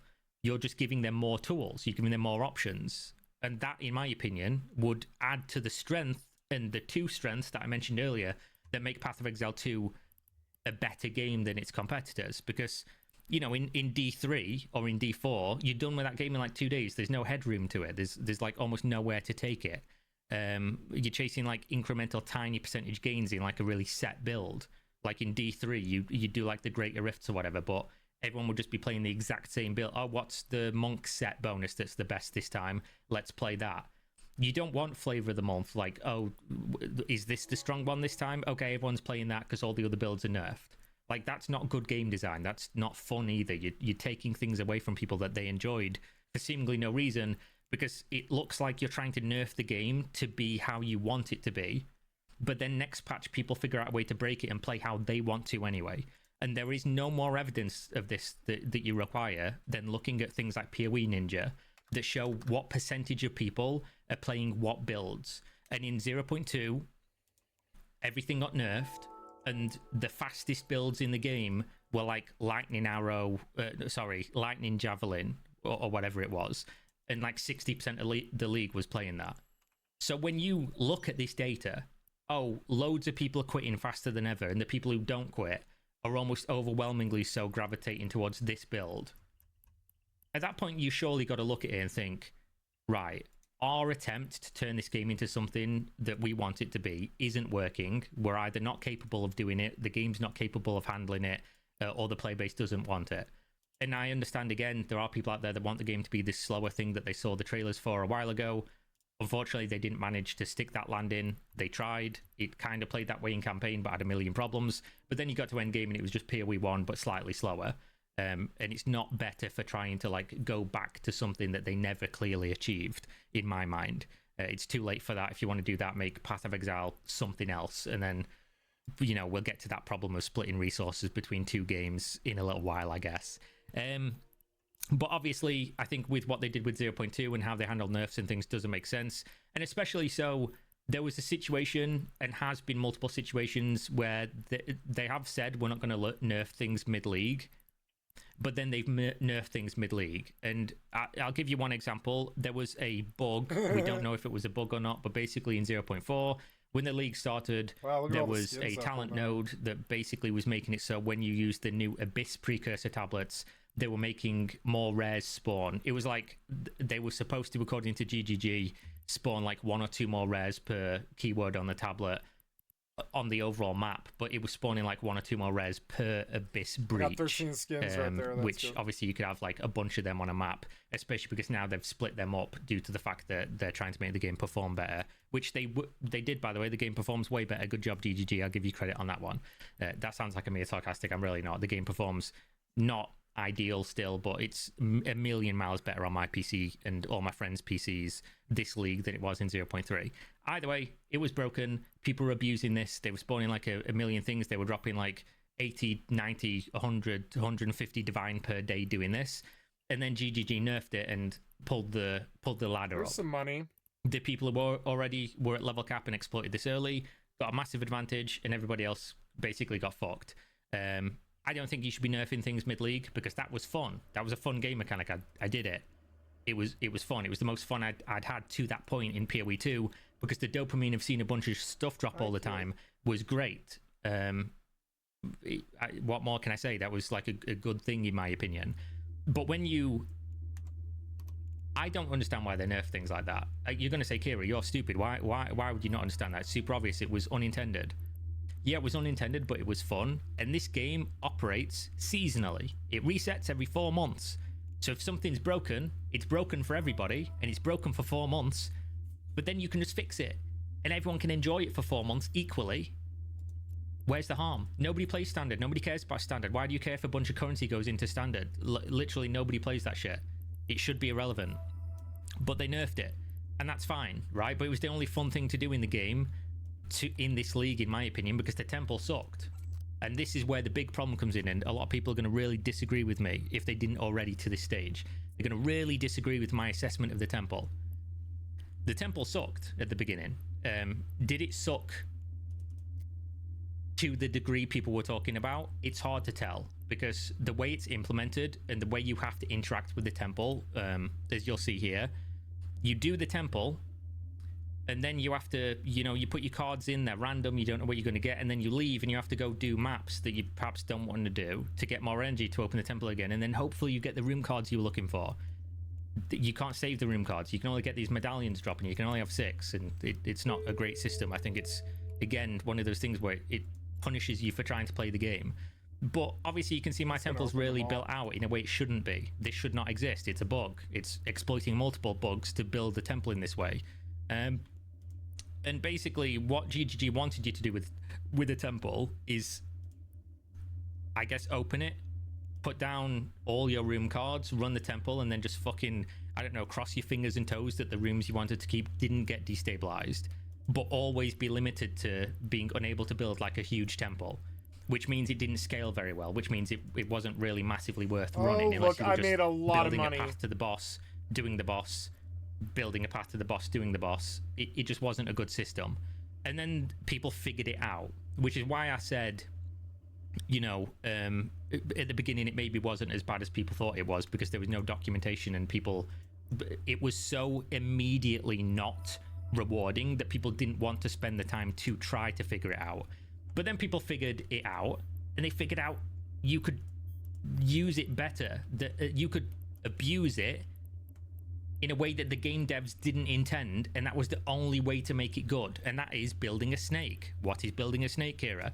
Well, you could basically put room on room on room on room, and it will only try to destabilize the end of the chain, instead of like, oh, if there's a bunch of stuff that's next to each other but they're not leading on to each other, it will try to destabilize like a bunch of shit. It will only try to destabilize what's at the end. So if you build something that's super long, and then you get a bunch of spy masters, which is these rooms here, you get a bunch of these locks, and you lock the ends of the snake, and then it doesn't destabilize anything. So you can always be making incremental progress towards the temple being better and better and better. Something that makes sense, right? I'm putting more time into thing in game. This even applies to real life. I'm putting more time into this thing, more energy into this thing, and it's getting better and better and better. Unless you're my friend who's been playing League of Legends for 10 years and he's still in fucking bronze. I don't know why I'm sending shots at him. It just came to mind as a relevant as a relevant point. But obviously this makes sense, right? Do thing for longer, thing gets better, get rewarded more for doing things. That's dopamine, right? I'm investing time into it and it's paying off. But obviously we're abusing mechanics here, because they didn't want you to even be able to build this many spy masters. You had to do it in like a roundabout way that people called the Russian tech, because a Russian guy figured it out. Very original we are. But basically, if you did the Russian tech and you built all these spy masters, it was annoying to do and it took a lot of time, but you could build this perfect temple where nothing would destabilize and it would just get stronger and stronger and stronger, and it would reward you. And let's remember what I said earlier. What's one of the strengths of PoE? It's your character getting infinitely stronger. Currently there's nothing in the game that rewards you or incentivizes you to make your character stronger, because there's no end game worthwhile doing it. Even if you could have things get a little bit more difficult, which you can't, the reward isn't worthwhile. The temple getting stronger and stronger and stronger did incentivize you to grind your character and get more currency and make your character as strong as it possibly could be, so that you could grind this uber buffed temple that took like 100 hours to build. Like, no joke, like 100 hours to build this perfect temple. But you could build a less perfect one and you could still be dropping a lot of currency and it would still be a lot of fun, and you'd still need to build a pretty strong character to do it. So it was playing into all the strengths and all the things that make sense in a game like this. To Stargate. But then drive the developers saw people doing this and said, no, we didn't design it that way. You can't have fun in this way, even though, again, we're going to reset it in 4 months and probably delete this mechanic from the game, as we've displayed many times over.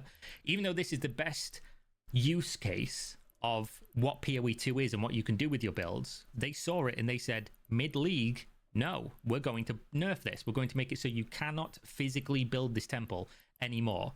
But anyone who already has it can continue using it, pull the ladder up. For some reason, again, in a mode that's going to reset in 4 months, why the fuck would you do this? I don't know. Doesn't make sense. But what they saw was people were dropping like 100 raw divine orbs approaching per Stargate. one of these temples. And they were like, no, fuck that. That's too much. And I can understand to an extent. But if you're telling me that I'm going to spend hundreds of hours on a temporary game mode to get my character strong enough to be able to do this temple, I'm going to spend 100 hours building the temple, and then the rewards are not going to be commensurate to that difficulty, to that time invested, nobody's going to do it. So it doesn't make sense to have this thing be as weaker than it is in terms of like the enemies and therefore the drops that they have, unless you're basically saying that we're never going to have infinitely scaling endgame, which again, this isn't even infinitely scaling. And the temple being like this made me think how much better PoE 2 would be if they just embraced these factors and they didn't try to balance the game around, dad of 5 who plays for 1 hour per week, who sees 3 divine orbs drop ever and thinks that anybody getting more than that is doing something the game shouldn't be doing.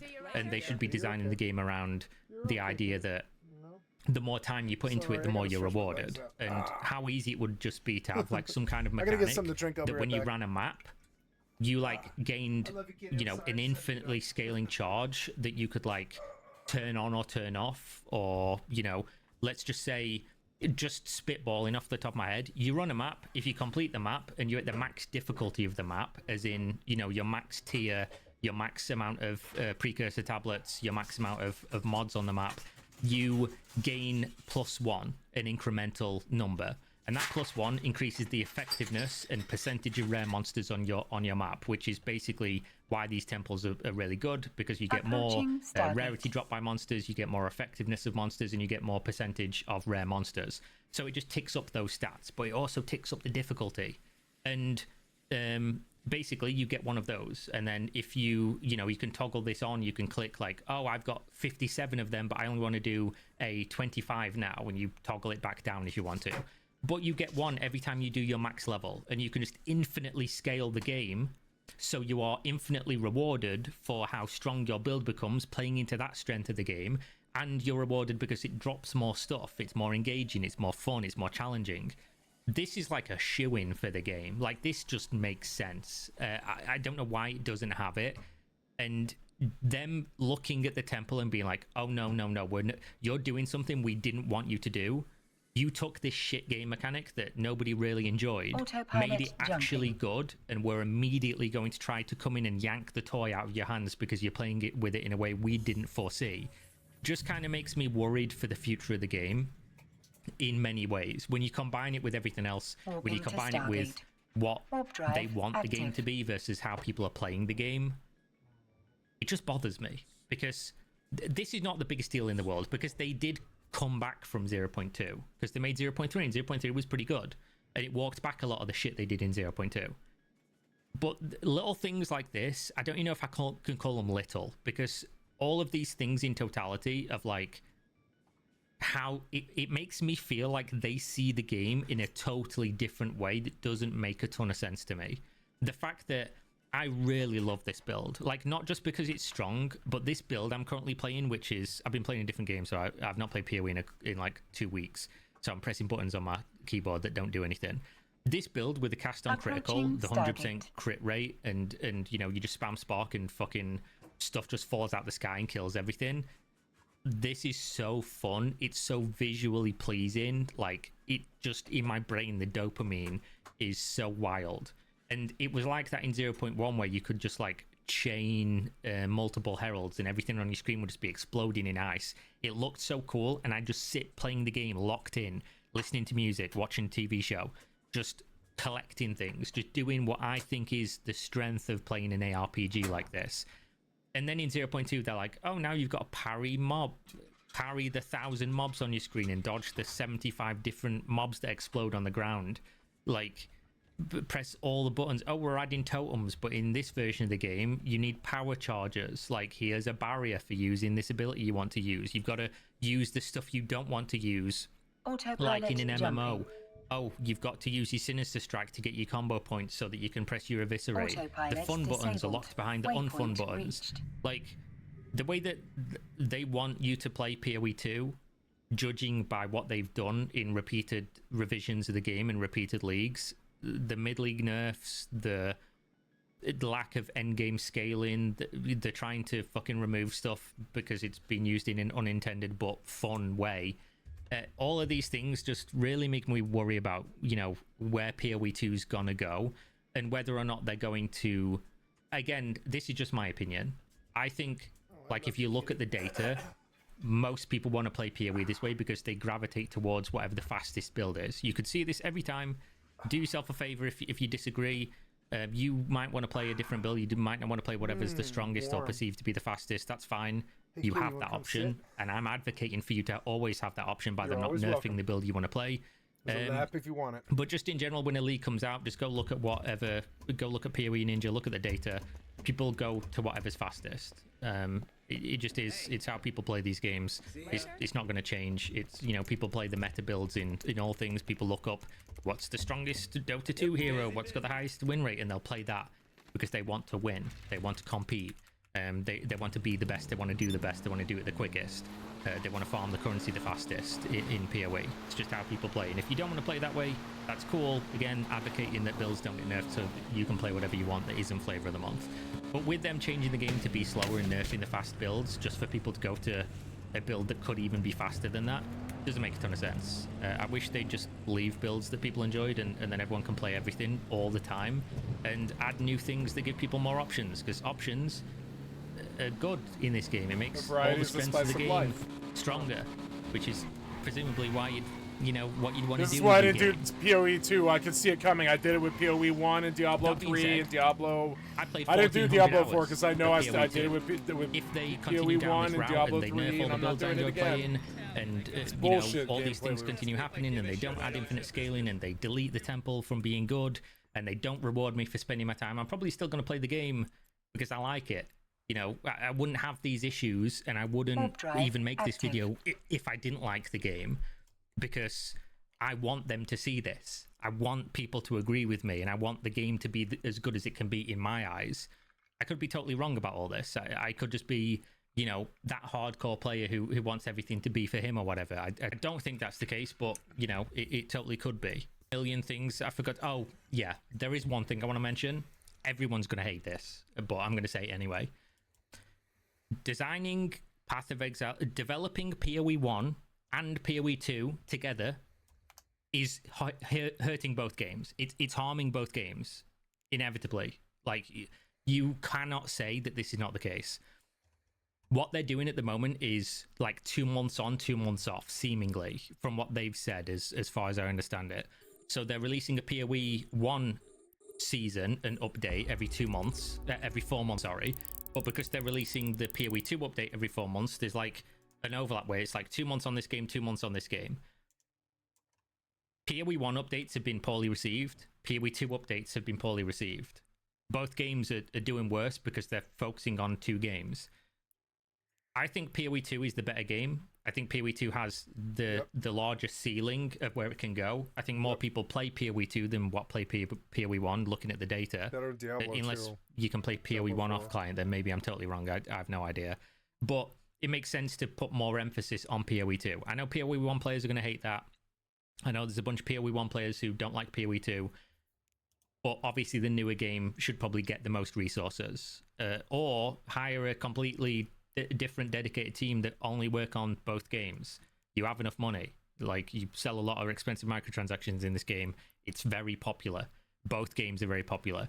I don't know why it is the way that it is, but it seems like they want the core people to be moving between projects like on a 2-month cycle, and it's not good. Also, I will just say, this game is early access. Locking updates that make the game better behind it will only come in a big batch update every 4 months is kind of fucking stupid in my mind, because God damn it. they do mini updates. A lot of stuff in this game you could literally, like, having presets on your talent tree is something an intern could probably do in like an afternoon, and you could just put it in the game. In 4 months later in an update is just mind-blowing. Like, there was even a time, I can't give you the exact quote, but on the 0.4 update live stream where they announced what was going to be in the league and everything, like the week before or whatever that they always do, Jonathan said something along the lines of, or it might have been Mark, they said like, oh, we had that update done and we just forgot to put it in the game, but oh, that's going to be in 0.4.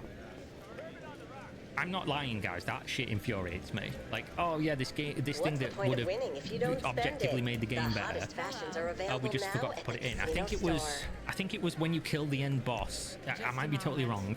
Someone else will be able to correct me on this. I think it was obviously in 0.3 at one point when you got into a map, you could just, because always whenever I'm recording, something's got to happen that I didn't know about.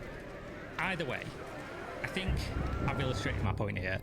I'd probably just be repeating myself, which is a time-honored tradition of me making videos, I guess.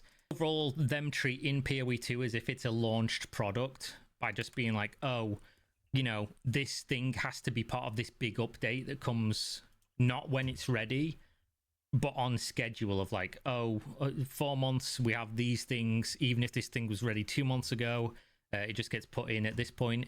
It makes sense from like a league perspective in getting people to come back and try the thing. But then when something's broken or it's not good, it doesn't, you know, everyone's playing that patch with it. Everyone's back for the game. It's not just, you know, going through iterations when it would probably make the most sense. And it always sucks when a league's a disappointment because I wait 4 months for PoE 2's league. Short the login and then 0.2 comes out and it's fucking terrible. So fast. Or the beginning of 0.4 comes out when people haven't figured out the temple and it's not good. And then honestly, 0.4 started out as a real disappointment for me. Day 3, I quit the game. I was done with it.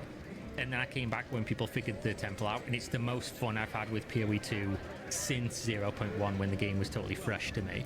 And I think this is where the game is at its best.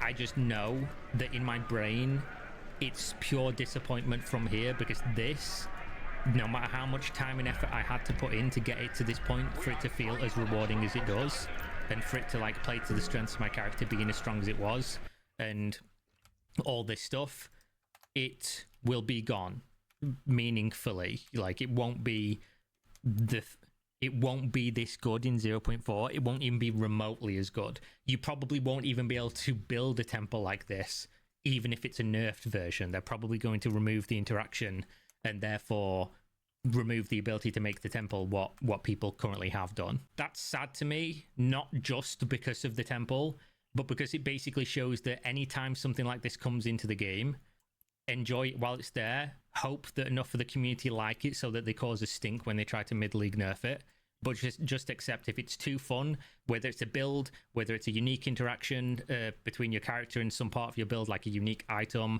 whether it's a game mechanic, enjoy it while you can, because if it's too fun or they don't like it, it will be gone from the game next update.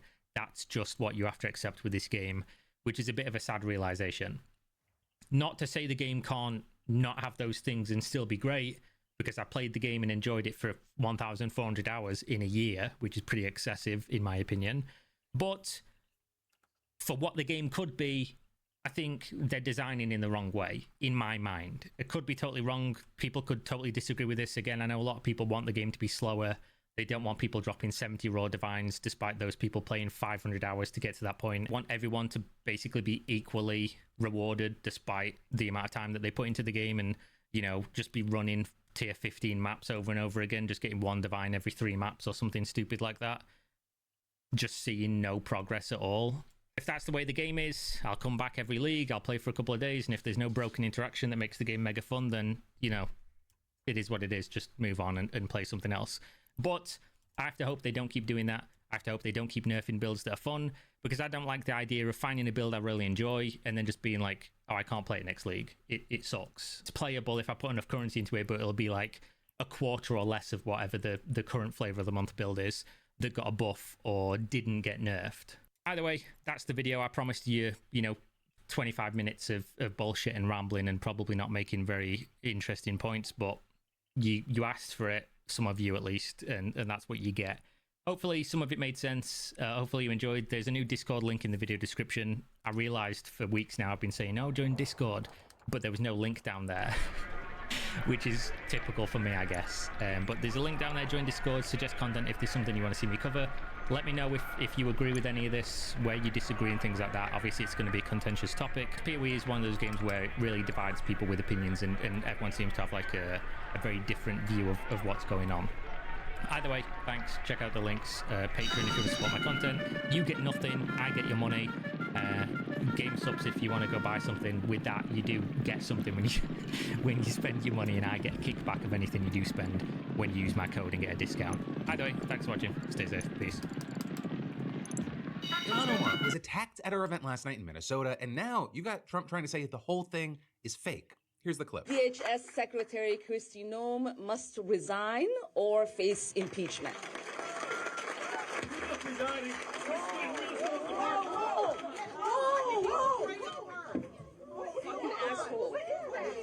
I don't know. Right immediately after Omar called for ICE What did he spray?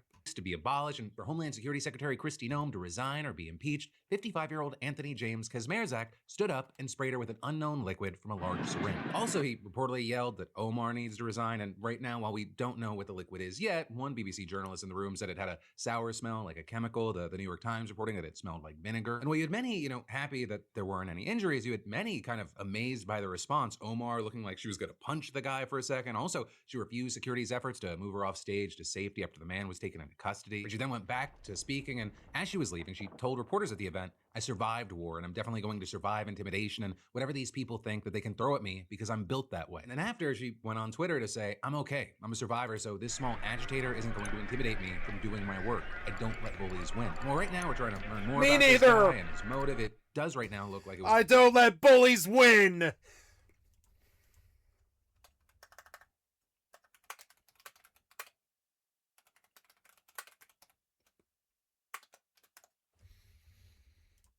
It's good to fucking hear it. a premeditated attack. You have a neighbor telling the New York Post that Kazmierzak asked him to walk his dog so that he could go to Omar's event. He apparently even hinted that something was going to happen, with the neighbor saying that Kazmierzak said that he might get arrested. And then you have this neighbor going on to say that Kazmierzak has been heavily medicated from a car accident years before that messed up his spine, as well as being diagnosed with Parkinson's. You also know from the neighbor that he apparently leans conservative, and social media pages apparently belong to him show a history of supporting Trump, right-wing commentators including Ben Shapiro and Candace. Maybe Immortal and Eve just in high sec. And outside the town. Keep sneezing and they blow my nose maybe.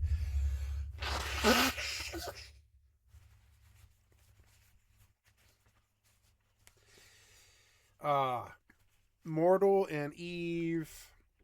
Because I'm lazy. I'm fucking lazy. I like being challenged every once in a while, but I don't like doing it every day like Rust. I don't like being challenged at my door every single day. I really don't like it. I like being able to fucking kick back and chill. Ooh, caught 60 grand there. I'm up. Fucking up. No, I'll take the salt and sauce.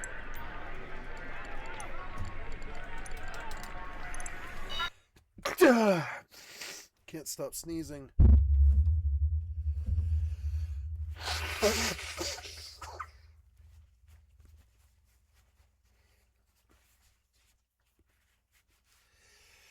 Yeah, cause Mortal's lazy. Like, it's slow, it's lazy. So is Eve. I'm slow, I'm lazy. I've done this for so long. I've been doing this for 30 years. I'm slow, I'm lazy. I like X4. X4 is a good game to play in the background because it's slow and it's lazy.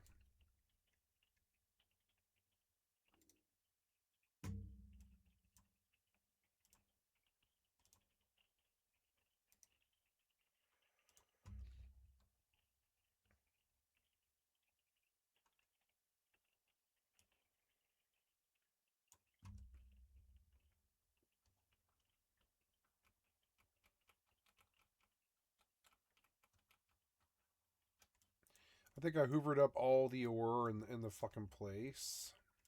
But yeah, Grand Exchange 4 is really rich with ore. It doesn't... There's nobody buying ore, though. I've like flooded the market.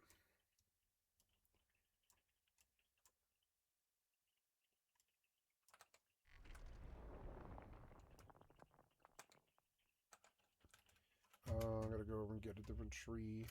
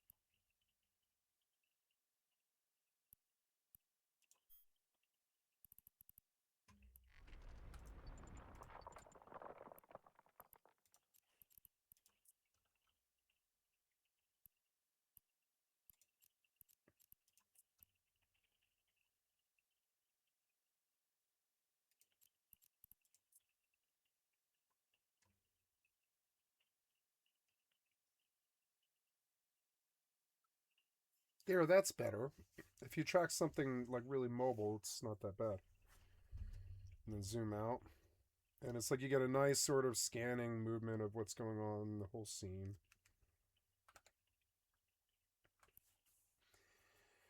Mortal's income is passive, and its fighting is really strenuous, like really like, you know, it's kind of annoying.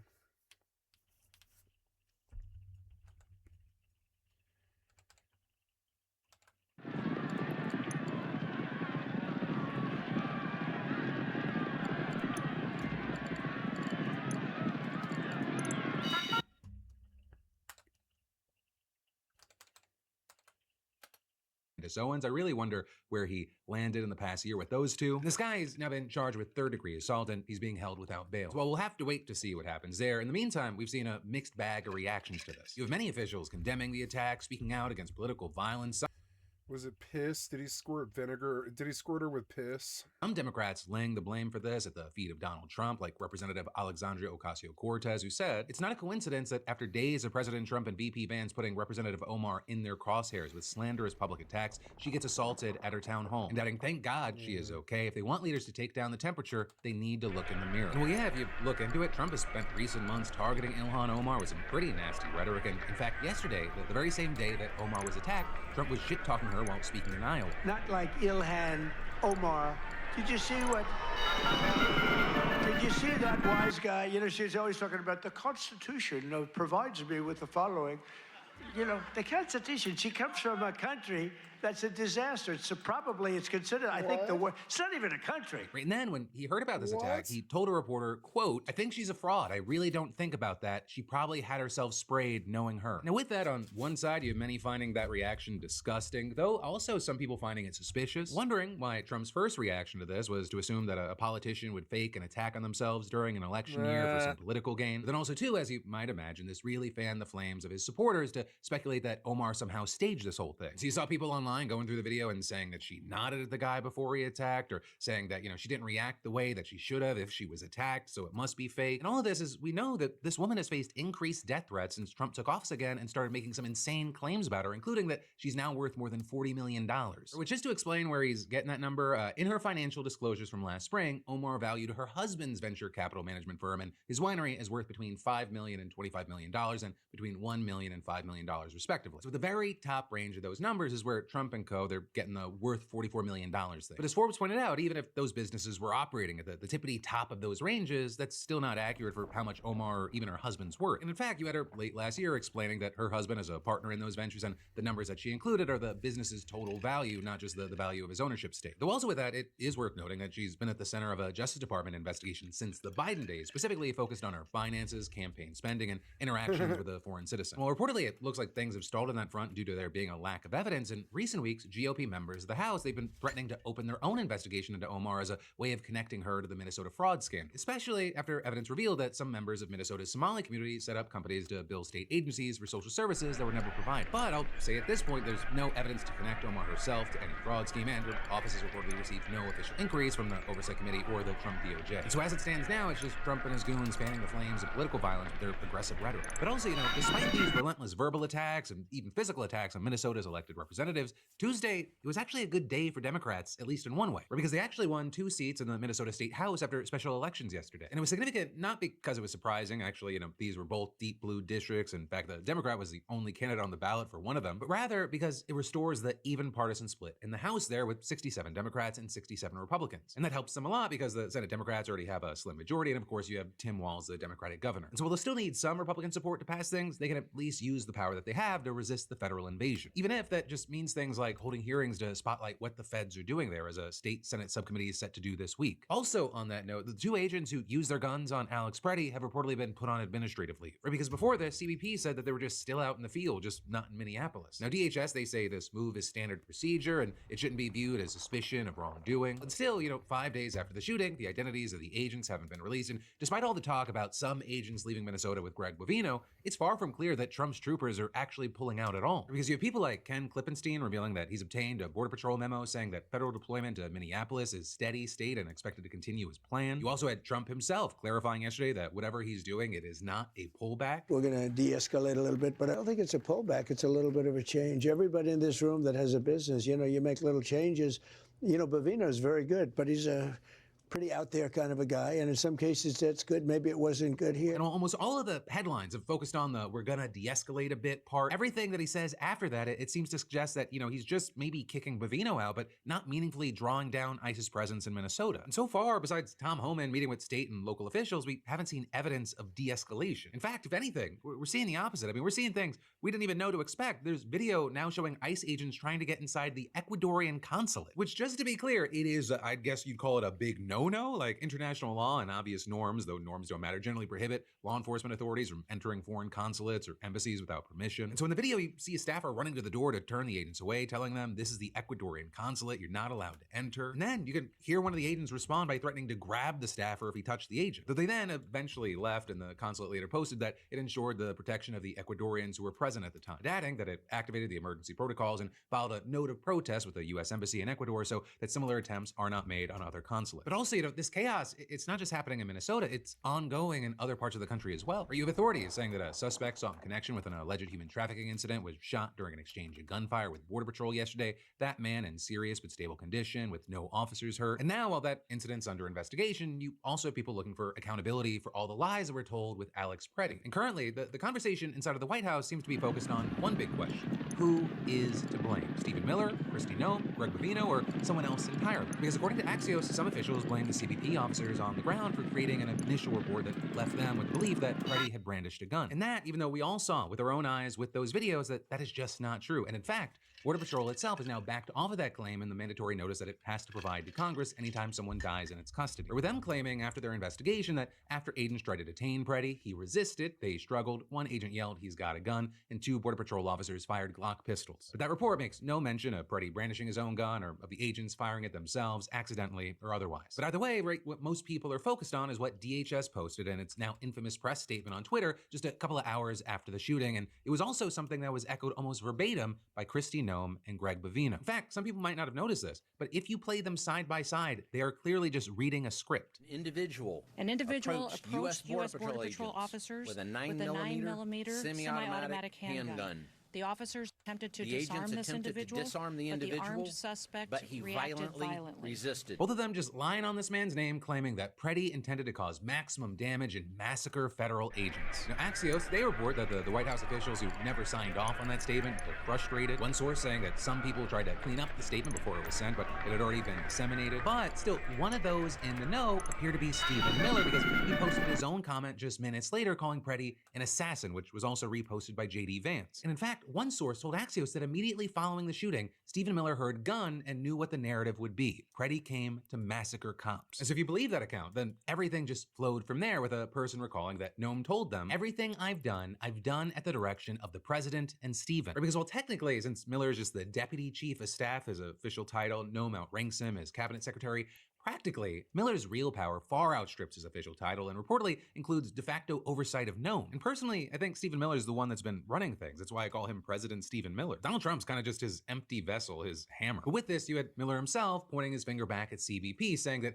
any early comments that were made were based on what it sent to the White House. And that is, you had another source blaming Greg Bovino for feeding misinformation to officials in DC. Then, with all this, we have people outside of the White House arguing the whole blame game, it misses where the real guilt ultimately lies: President Donald Trump. Because not only was he reportedly kept apprised of the DHS press statement by Miller and Noam's top advisor, Corey Lewandowski, he also is the man at top who created all the conditions for this to happen. And so much of the mainstream conversation around this is who will get to be his fall guy, if anyone. Right? It's a classic authoritarian tactic. Supreme leader is safe and he just moves pieces, removes pieces. And of course, don't forget that he joined the maligning of the first Minnesota civilian who was killed, Renee Good. And I'll also add there that since the Preddy shooting, he has hardly modified his stance. Yesterday, you had him calling the shooting unfortunate, but also seeming to at least partially blame Preddy for exercising his Second Amendment right to carry a firearm. I don't like that he had a gun. I don't like that he had 2 fully loaded magazines. That's a lot of bad stuff. Trump then also repeated something similar elsewhere, saying, quote, you can't have guns. You can't walk in with guns. Can't walk into this. You can't do that. But then also saying that he feels worse about Renee Good than he does with Alex Preddy because Good's parents are apparently Trump fans.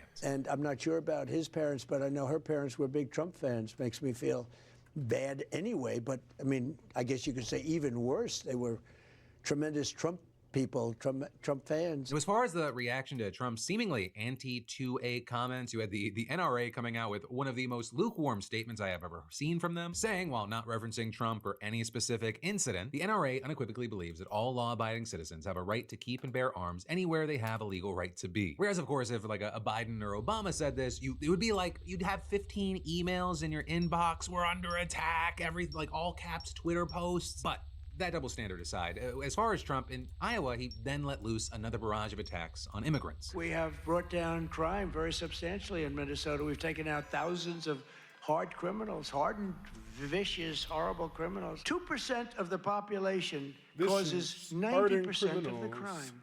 Like yourself, so when you start 34 decimating felony. that 2%, boom. So just to be clear here, available data shows that the vast majority of people arrested by ICE in recent months, they have no criminal offenses, and a very small fraction actually committed violent crimes. But still, you have Trump and his allies continuing to make this crackdown as a restoration of law and order that is targeting the worst of the worst. And you're seeing that argument not just coming from people like Nick Fuentes or Jesse Waters, but even folks like Ben Shapiro. Or with Shapiro just releasing a video called "Are We Headed Towards Civil War?" in which he claims that the shootings of Renee Good and Alex Preddy were the result of obstruction from protesters and rhetoric from Democrats.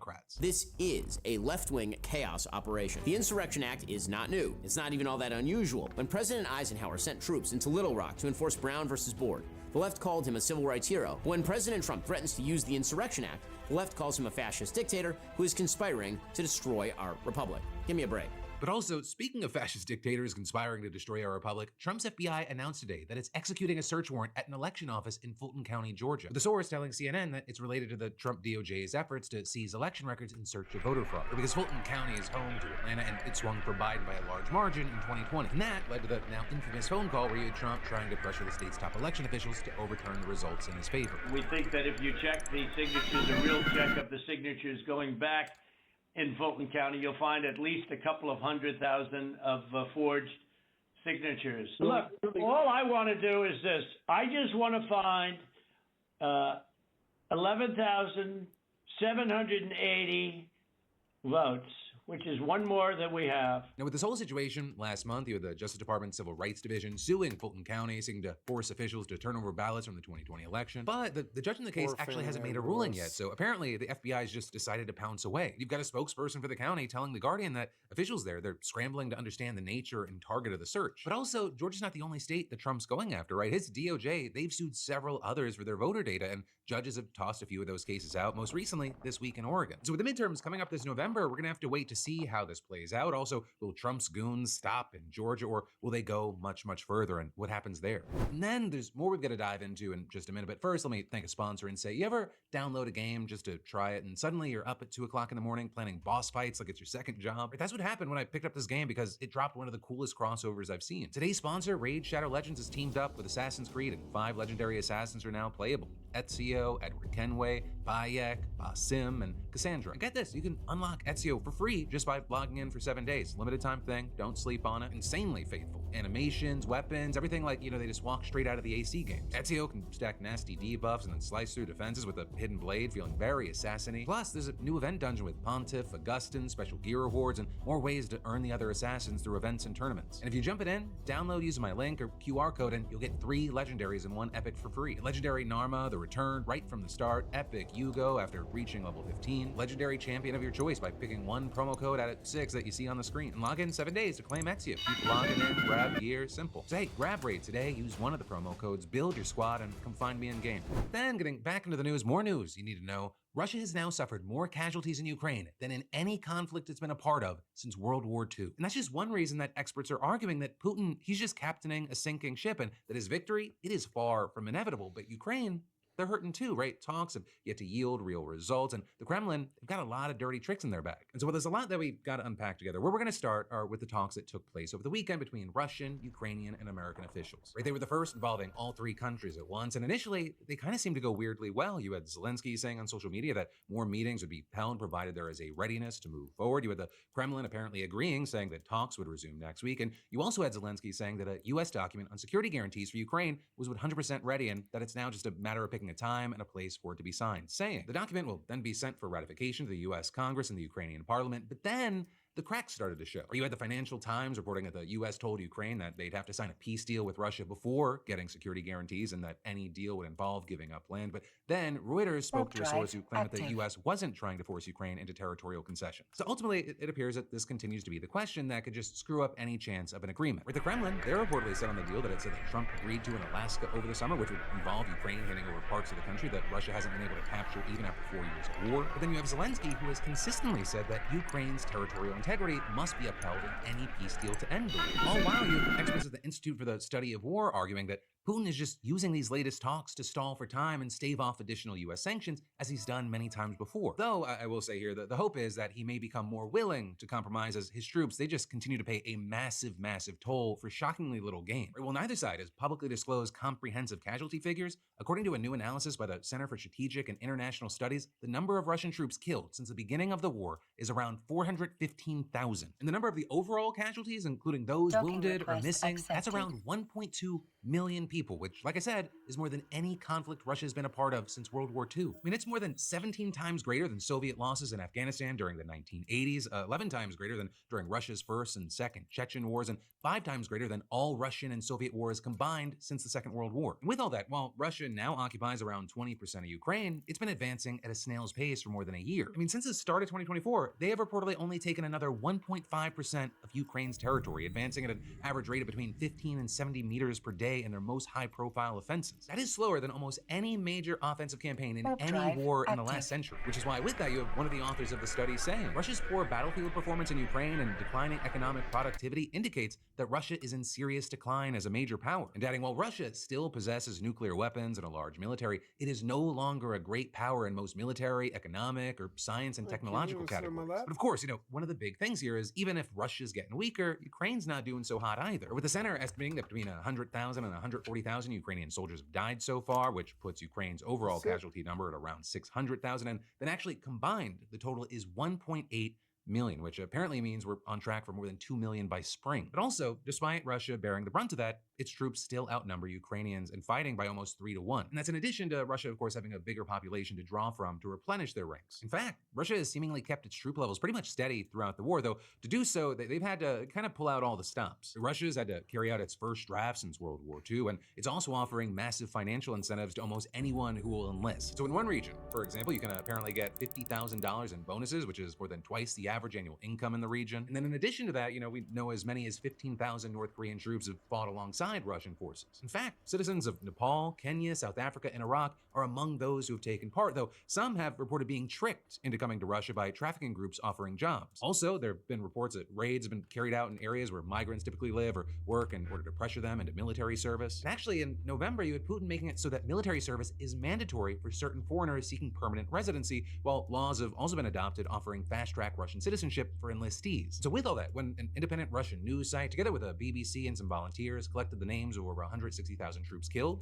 they found that more than 550 were foreigners from over 24 countries. Right, and that is any troop that wants out might face a worse fate. There's a video going around right now that alleges to show 2 men who have been tied to trees and tortured for deserting and failing to follow orders. And while that specific clip hasn't been independently verified, it is consistent with some other reporting that we've seen from independent Russian media. And speaking of alleged Russian crimes, you actually just had a Russian drone hitting a Ukrainian passenger train with more than 200 people on board. You've got the authorities reporting afterward that they found fragments of 5 bodies, and Zelensky has condemned the attack as an act of terrorism. Also, strikes on the southern port city of Odessa reportedly killed 3 people and injured dozens more. And in the Kyiv region, they killed 2 people, a couple, leaving their 4-year-old child injured and orphaned. And all of that, of course, is millions have been left without heating, electricity, and water because of Russian attacks targeting energy infrastructure. And then also, even beyond all that, there are these ways that Russia's trying to wear down Ukraine that we don't see. One of them being how it's recruiting teenagers for acts of sabotage. But Ukrainian officials have reportedly identified around 1,400 sabotage operations linked to Russian intelligence services over the past 2 years, including 800 in 2025, and a quarter of those who were arrested, they were below the age of 18. And many of those teens were reportedly recruited by Russian intelligence agencies through messages on Telegram and other social media channels. And so one of these people, for example, they were offered $2,500 just to pick up a package and drop it off at a police station, but inside was an explosive. And that, as it turns out, was actually built by 4 local boys between the ages of 14 and 16. But luckily, the authorities handled the situation before it was detonated. Now, with all that said, the Russian authorities have also alleged that many teens there have been recruited to carry out acts of sabotage as well, but they've rarely offered evidence. And so ultimately, that's kind of a snapshot of where we are right now. We're gonna have to see where it goes. But then the last thing I want to talk about today, it's completely unrelated. It's been very interesting to look at and also look at the fallout here. Candace Owens just leaked some audio. And it's audio that's had a lot of people online saying that Erica Kirk sounds thrilled to be profiting off of her husband's death. Because Candace shared a clip of what she claims is Erica speaking to TPUSA staff following Charlie's memorial just under 2 weeks after he died. And in this clip, it sounds like she's thanking them for their work during the event, discussing the future of TPUSA, and it's gotten more and more attention because Candace and a ton of others have listened to that and said, it sounds like Erica's a little happier than you might assume. I don't even know where to begin. The fact that we were able to pull off an event of a century, it's just insane. We had over 275,000 people that attended, and the stadium overflow. I think we're at over 200,000 for merch sales. Again, it's not easy, but again, grief is hard. Otherwise, honestly, Turning Point USA and Turning Point Action, full steam ahead, you guys. Charlie would want us to get back to work, and that's what we're doing. We have so much to do, which is exciting. Charlie in heaven is like, you guys thought you had a busy schedule then, just you wait. And he's doing some awesome things with Jesus in heaven right now, but there's so much work to be done. Since his assassination, we have 100,000 chapter requests. We have 300,000 new donors. I think we have 50,000 plus hat orders to fulfill. And Candace's reactions to Erica's tone here was, it is the general tone that is off-putting. It's the laughter that is off-putting. It's, again, we are not even 2 weeks after watching your husband be assassinated. In my imagination, was that 2 weeks ago?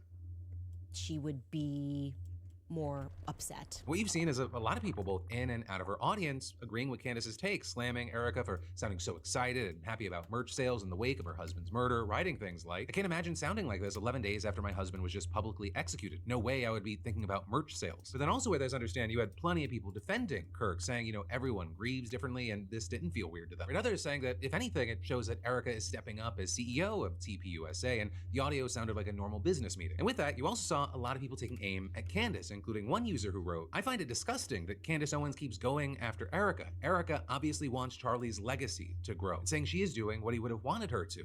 She will carry on." Then he also accusing Candace of being hypocritical, saying she herself has been profiting off of Kirk's death by posting countless videos milking his assassination, spreading conspiracy theories in the wake of his death, and going after his widow. For now, we'll have to continue to see how this plays out in the court of public opinion, as obviously, you know, for months now we've seen right-wingers kind of going after each other on different things, as well as to wait and see if TPUSA pushes back against Candace here, right? Because so far, they've kind of been pretty selective about what they respond to when it comes to her. But that, my friends, you beautiful bastards, is where your Wednesday Philip DeFranco show dive into the news is going to end. Well, of course, I'll see you right back here tomorrow with another daily dive into the news. There's more you can watch right now, because I also just uploaded today's brand new podcast, Crashing Out with myself and Alex Perlman. I think we get the Don't Tread on Me flag now, because apparently they didn't fucking believe it. I want it, just real fast. I'm getting revved now.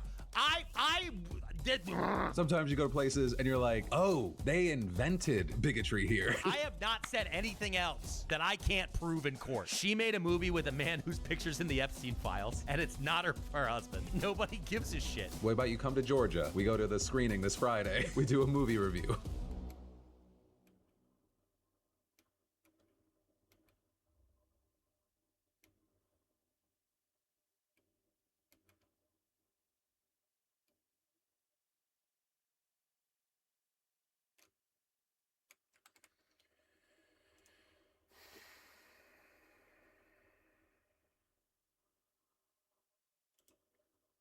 This video is brought to you by Incogni. When I was a young buckaroo and I was watching WWE, the idea was you're meant to cheer on the good guys. You know, Rey Mysterio comes out and I'd get bloody gassed. And then The Undertaker would come out and little Jimmy would boo. He'd go, no, what a poo. That was the idea, right? Cheer the good guy, boo the bad guy. But in the year of our Lord 2026, this dynamic has flipped. From influencers all the way to politicians. Do you stand by that claim of calling Tim Walz retarded? Yeah, I think there's something wrong with him. Absolutely, sure. Celebrities and slowly, even companies. It feels like being cruel is vogue. Jews, man! Jews, man! You think Hitler was very fucking cool? Yes. From now on, it's what up, my Nazi? Quiet.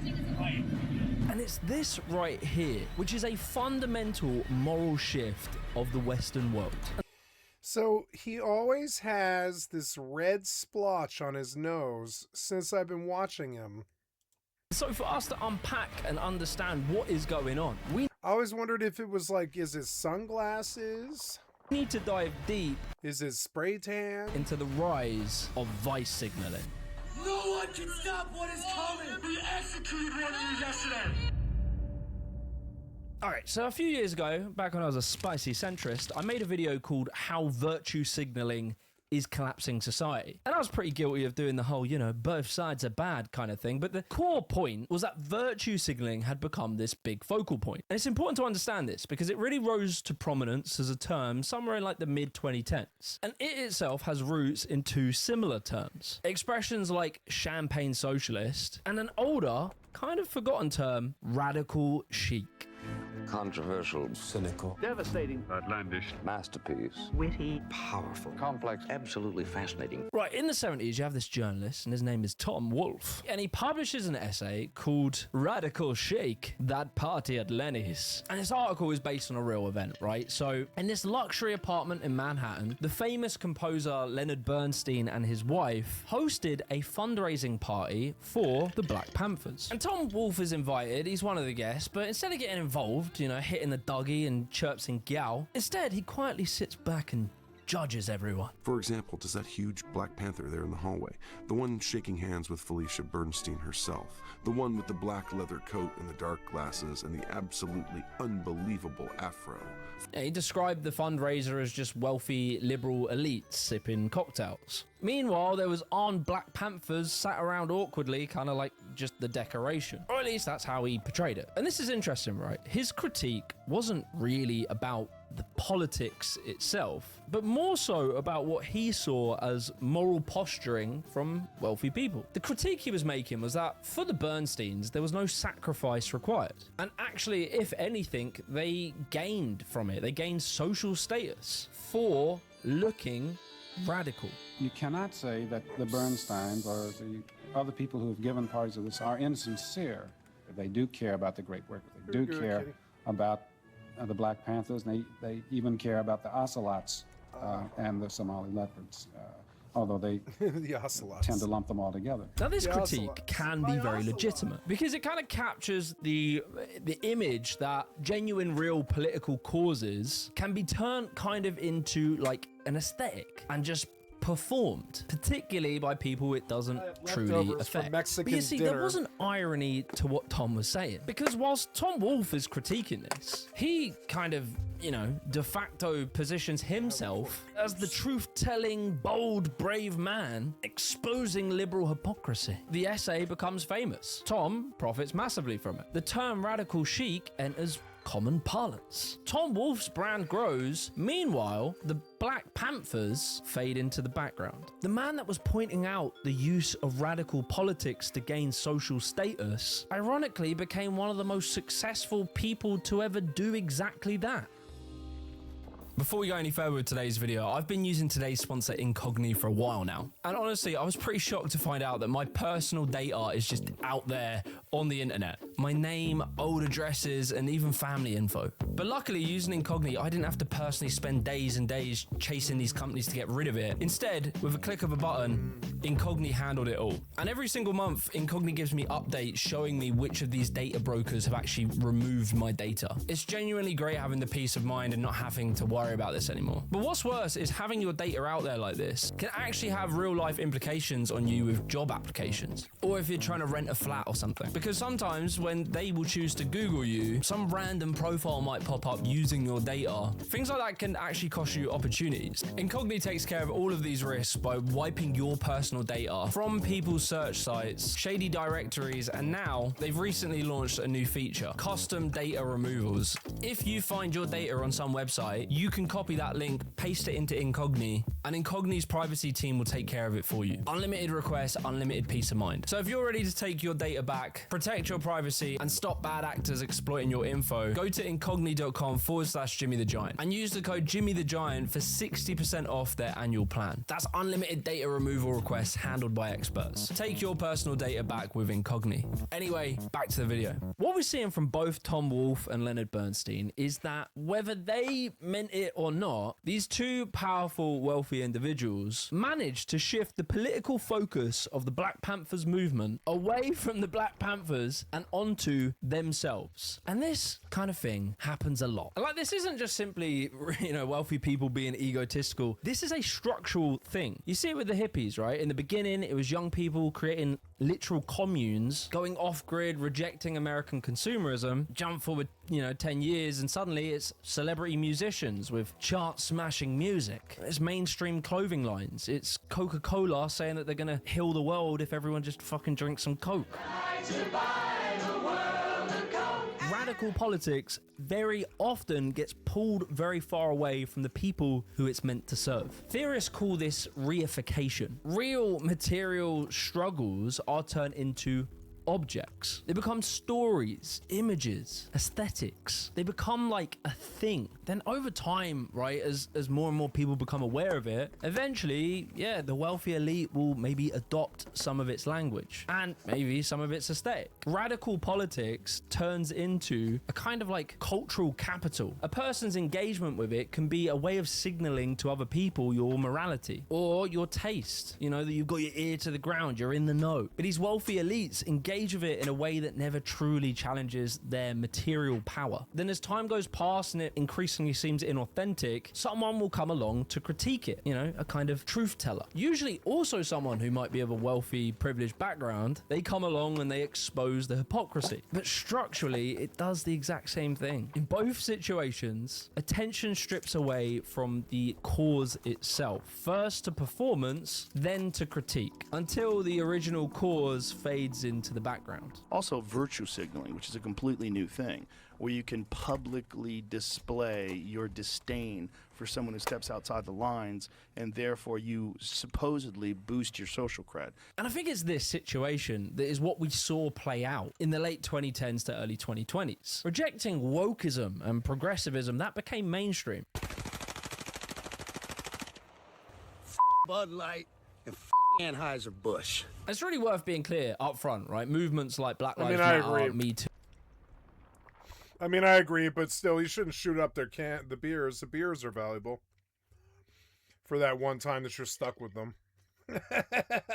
To trans rights, etc. These are real situations that affected real people who had genuine, real harm coming their way. And at its peak, they managed to generate major public support for these causes. They massively raised awareness and brought these topics into cultural consciousness. The problem wasn't with the causes themselves. The problem is what happened once those causes started to get absorbed into that mainstream, powerful institutional apparatus. God, that sounded smart. They started to use these causes symbolically. It would come out with these, nice sounding statements, selling you products branded in these campaigns, and occasional small symbolic gestures rather than deep, meaningful change. So what started to happen, right, and this is where a disconnect began, was whilst general society was seeing real material challenges in their life, most of the big fucking powerful people in society were not really giving a shit about that, and largely they remained unaddressed. And you can really see like an imbalance in like media attention itself. I did a rather unscientific Google trend search chart here, but it kind of shows you like major cultural flashpoints where you see big spikes on these topics, and that means that there was massive coverage all around the world. So when you type in terms like BLM, Me Too, racism, transgender, and then a term like inequality, what you kind of see is there were major spikes in a lot of these topics that made them these massive, all-encompassing stories that dominated the media. Meanwhile, inequality, the one that affects everyone, is kind of backseated, right? It never breaks through. And in that moment, it would be very fair to critique the politicians, the media, the big brands, the celebrities for symbolically using social justice movements to kind of seem like they're good people. That is a fair critique. However, what if some slippery dude bro comes along and nuzzles up to your ear and whispers, it's the trans, right? It's the chase, but the Black Lives Matter, right? They care about the woke vaccines, right? What we saw were reactionary characters who jumped on the opportunity at critiquing the powerful and their empty, hollow gestures, but instead of using that moment to critique institutions and the very nature of power itself, and to demand real material change for people, instead they started to focus their critiques on a certain type of person. You know what woke means? It means you're a loser. Everything woke turns to shit, okay? What? We will never, ever surrender to the woke mob. Florida is where woke goes to die. You know what's woke? The Beatles. They were fucking awesome. You know what's woke? Fucking Mahatma Gandhi. You know who was woke? Mahatma Gandhi. Fucking awesome guy. Martin Luther King. Woke as they get. Malcolm X. Like, those things, they're not disasters. They're disasters because you shot them. Because you're the disaster. You're the criminal. You're the killer. You're the rapist or whatever. You are the rapist, Donald Trump. But, no, most of the time, woke people, like I say this on my stream, when woke gets out of hand, you get STDs. When the right wing gets out of hands, you get the Holocaust. And you act like we're the ones that end in disaster all the time. But no, every time a right-winger flares up, we have war. Every time a left-winger flares up, we have free love and peace. Slowly, they started to take the language, the causes, and the morals that these people were talking about and paint all people with concerns on those topics as a kind of out-group. Once you equate a genuine activist who goes out dedicating their lives, their time to helping people who are marginalized and treated bad as the exact same thing as Pepsi solving police brutality by giving someone a Pepsi, once you equate those two things as the same, as all of it being empty virtue signaling, and that those topics, those things are their things, rejecting that becomes a way of signaling who you are. From the resentment of those things starts to develop its own identity. So a reaction to the woke becomes the anti-woke. And very quickly, you find yourself in an us versus them dynamic.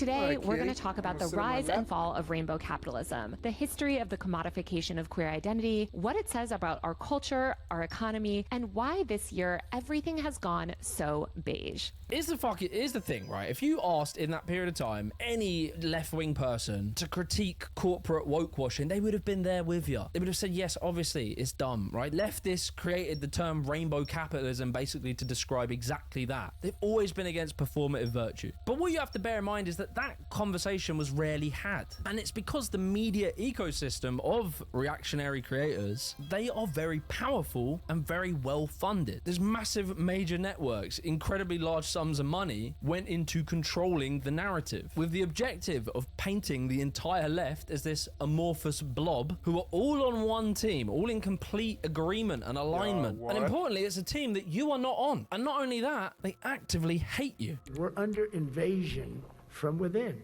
No different than a foreign enemy, but more difficult in many ways because they don't wear uniforms.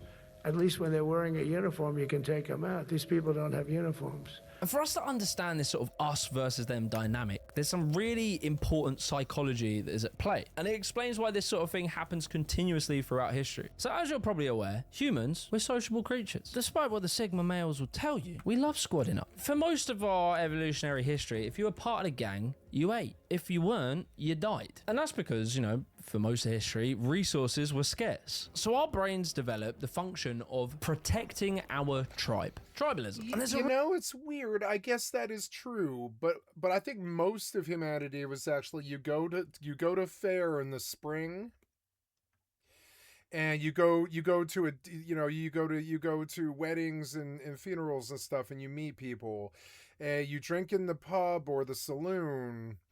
But that's like about it. Otherwise, you sort of live with your family on the farmstead. And that's how it was for most of mankind's really important history. Hormone, right, that's involved in this. Think Stardew Valley. Stardew Valley is a lot like how humanity grew up most of our lives. That's Stardew Valley is how, without agriculture, we wouldn't have been anything at all. And that whole farm thing, that's what we actually do. And so, if you can get away from it, you're lucky. You live in a city and you can take public transit and stuff like this. But no, most of the time, you're on a farm and it's very difficult to find sociality. That's why they have, onlyfarmers.com and all that, or dating sites. What's the farming data, farmers.com or whatever, farmersneedlove.com or whatever. And that is oxytocin. You might know it as that love hormone, that love juice. Basically, it's a bonding chemical. It's released when parents bond with children and people fall in love when you hit 99 woodcutting on RuneScape. But the thing about oxytocin, right, it doesn't just give you warmth and trust. In a series of experiments done by Dutch researchers, participants were given oxytocin and then asked to make moral decisions. One of the decisions was the classic moral dilemma. It's sometimes known as the train track problem. You're presented with a choice. You have a train, it's traveling, it's going to hit some people. If you do nothing, multiple people will die. Or you could choose to do something, killing one person and saving more people. But what these researchers did was give it a twist, right? They varied who was on the track. Sometimes it was someone from the participants' in-group. In this case, that was Dutch people. Sometimes it was from someone who was clearly marked as an out-group. Sometimes it was Germans, and other times it was Arabs. And the result showed something kind of disturbing. People were more willing to sacrifice the person who appeared as an outsider. And that is scary, right? Because if you were just to stop thinking and just stop your analysis right there, a person could claim, look, we're biologically racist. Maybe if it's just nature, why should we fight it? And that is exactly where far-right and fascist ideology comes from. This is what can be called biological determinism. Your biology, your natural instincts determine outcomes. So they claim it's logical to follow it. But the important question you have to ask is, how are in-groups defined? And who defines them? It might be interesting to judge people today by the color of their eyes. Since I'm the teacher and I have blue eyes, I think maybe the blue-eyed people should be on top the first day. I don't see the yardstick, do you? Mrs. Kelly's over there. Hey, Mrs. You better keep that on your desk. Look, the brown-eyed people get out of hand. So yeah, in some versions of the experiment, in-group membership lined up with things like nationality, ethnicity. But in many other instances of this kind of experiment and study, instead of ethnicity and nationality, they gave people arbitrary group markers. If there is someone on that train track with a different skin color to you, however, they're wearing your favorite football team's hat, or maybe even they just have the same t-shirt color as you, suddenly and measurably, your brain responds differently. They are no longer processed as being a them. They are treated as one of us. And this really is where I find it interesting in analyzing the confusing contradiction of the modern far right. People like Tommy Robinson, right? Often one of the biggest offenses Tommy Robinson will make as to why he's not racist is because he always bangs on about his Jamaican and Sikh friends, right? He has multicultural groups of friends. I've spent the last 6-7 years forming relationships with Sikhs across the country, and we couldn't ask, and no one could ask for a better minority group.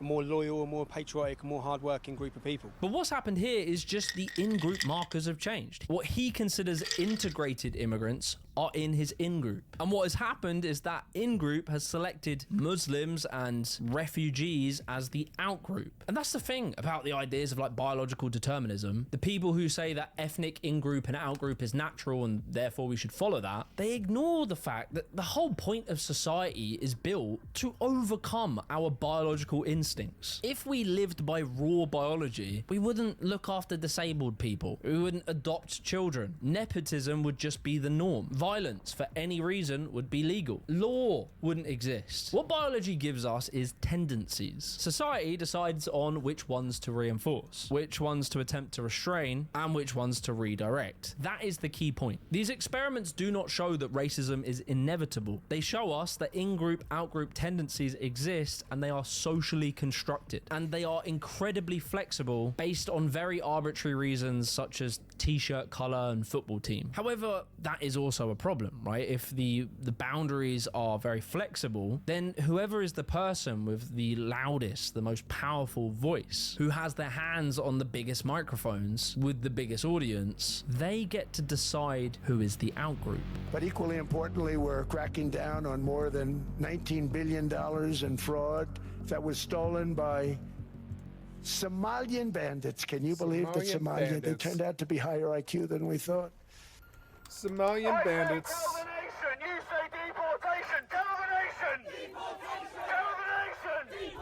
You've probably heard the parable, right? With the red ants and the black ants. Put them in the jar, they get along. Shake the jar and they all start killing each other. This phenomena seems to map onto lots of academic research. Realistic group conflict theory, integrated threat theory, uncertainty identity theory. And the findings are pretty consistent. When people feel economically insecure or socially unstable, they cling very hard onto group identity. And they often become more hostile to the other. This really helps us to understand why figures like Tommy Robinson and Nigel Farage were considered very, very fringe in the 2000s. If anything, they were the outgroup. Everyone hated them. And that's because in the 2000s, you know, life was good. We were getting regular GTA releases. David Beckham was scoring screamers. Things were pretty good. But then, you know, after the financial crash, years of austerity, stagnation, a global pandemic, global conflicts popping up, things just feel less stable. People start feeling increasingly anxious and they start looking for explanations. So when you have someone who points out and says there are enemy groups and they are the reason why you're struggling, suddenly that story starts to stick. Once the woke and the progressives are framed as the enemy, people don't just reject them, they reject the morality that is associated with them, and they form a counter identity instead. An identity whose values aren't solidarity, dignity, and shared improvement, but instead you get a reactionary inversion, resentment, aggression, exclusion, and isolation. And it's there where we see the beginning of vice signaling. W. Epstein, look, I'm on my villain arc, okay? Sometimes you gotta be the villain. Epstein's my boy, dude. Let's just be honest. Epstein was cool as fuck. There, I said it. What are you gonna do? Go ahead, cancel me. It's basically just doing shitty things to look tough to win other people's approval. It comes along as an adaptive response to a specific political and media environment. When people repeatedly see big moral claims, symbolic gestures, emotional appeals used by powerful institutions, but they don't see these big grand claims translating into like improvements materially in their life. So they start to lose trust in that moral language and they start to become skeptical. And in fact, the use of moral language becomes a cultural signal for an opposing group. Once morality is now culturally coded as being their thing, performatively rejecting it becomes a new form of group loyalty. This is what vice signaling is, right? It's group positioning. It's showing to other people, look, I'm not one of them. I don't speak their language. I don't play their moral games. And they do this by signaling edgy beliefs and using edgy language. Like, one very basic specific example is the use of the word retard. People seem very proud that that one's come back. They sort of say it sometimes and they expect you to go, fucking hell, bro. You don't give a fuck, man. It happens every once in a stand by that while. claim of Wellington Wall's retarded? Yeah, I think there's something wrong with them. Absolutely, sure. And partly the kind of ideas behind vice signaling is to show that you perceive the virtue signaling of other people to be inauthentic and actually you're very authentic. I mean, do you think you're the best person, Nick Fuentes, to lecture people about performative cruelty? Why are you accusing me of being cruel? Is that what that is? Yeah. How am I cruel? You're cruel about black people. You're cruel about women. I mean, you're cruel about a lot of people, and you're very performative. Okay. I don't think I'm performative.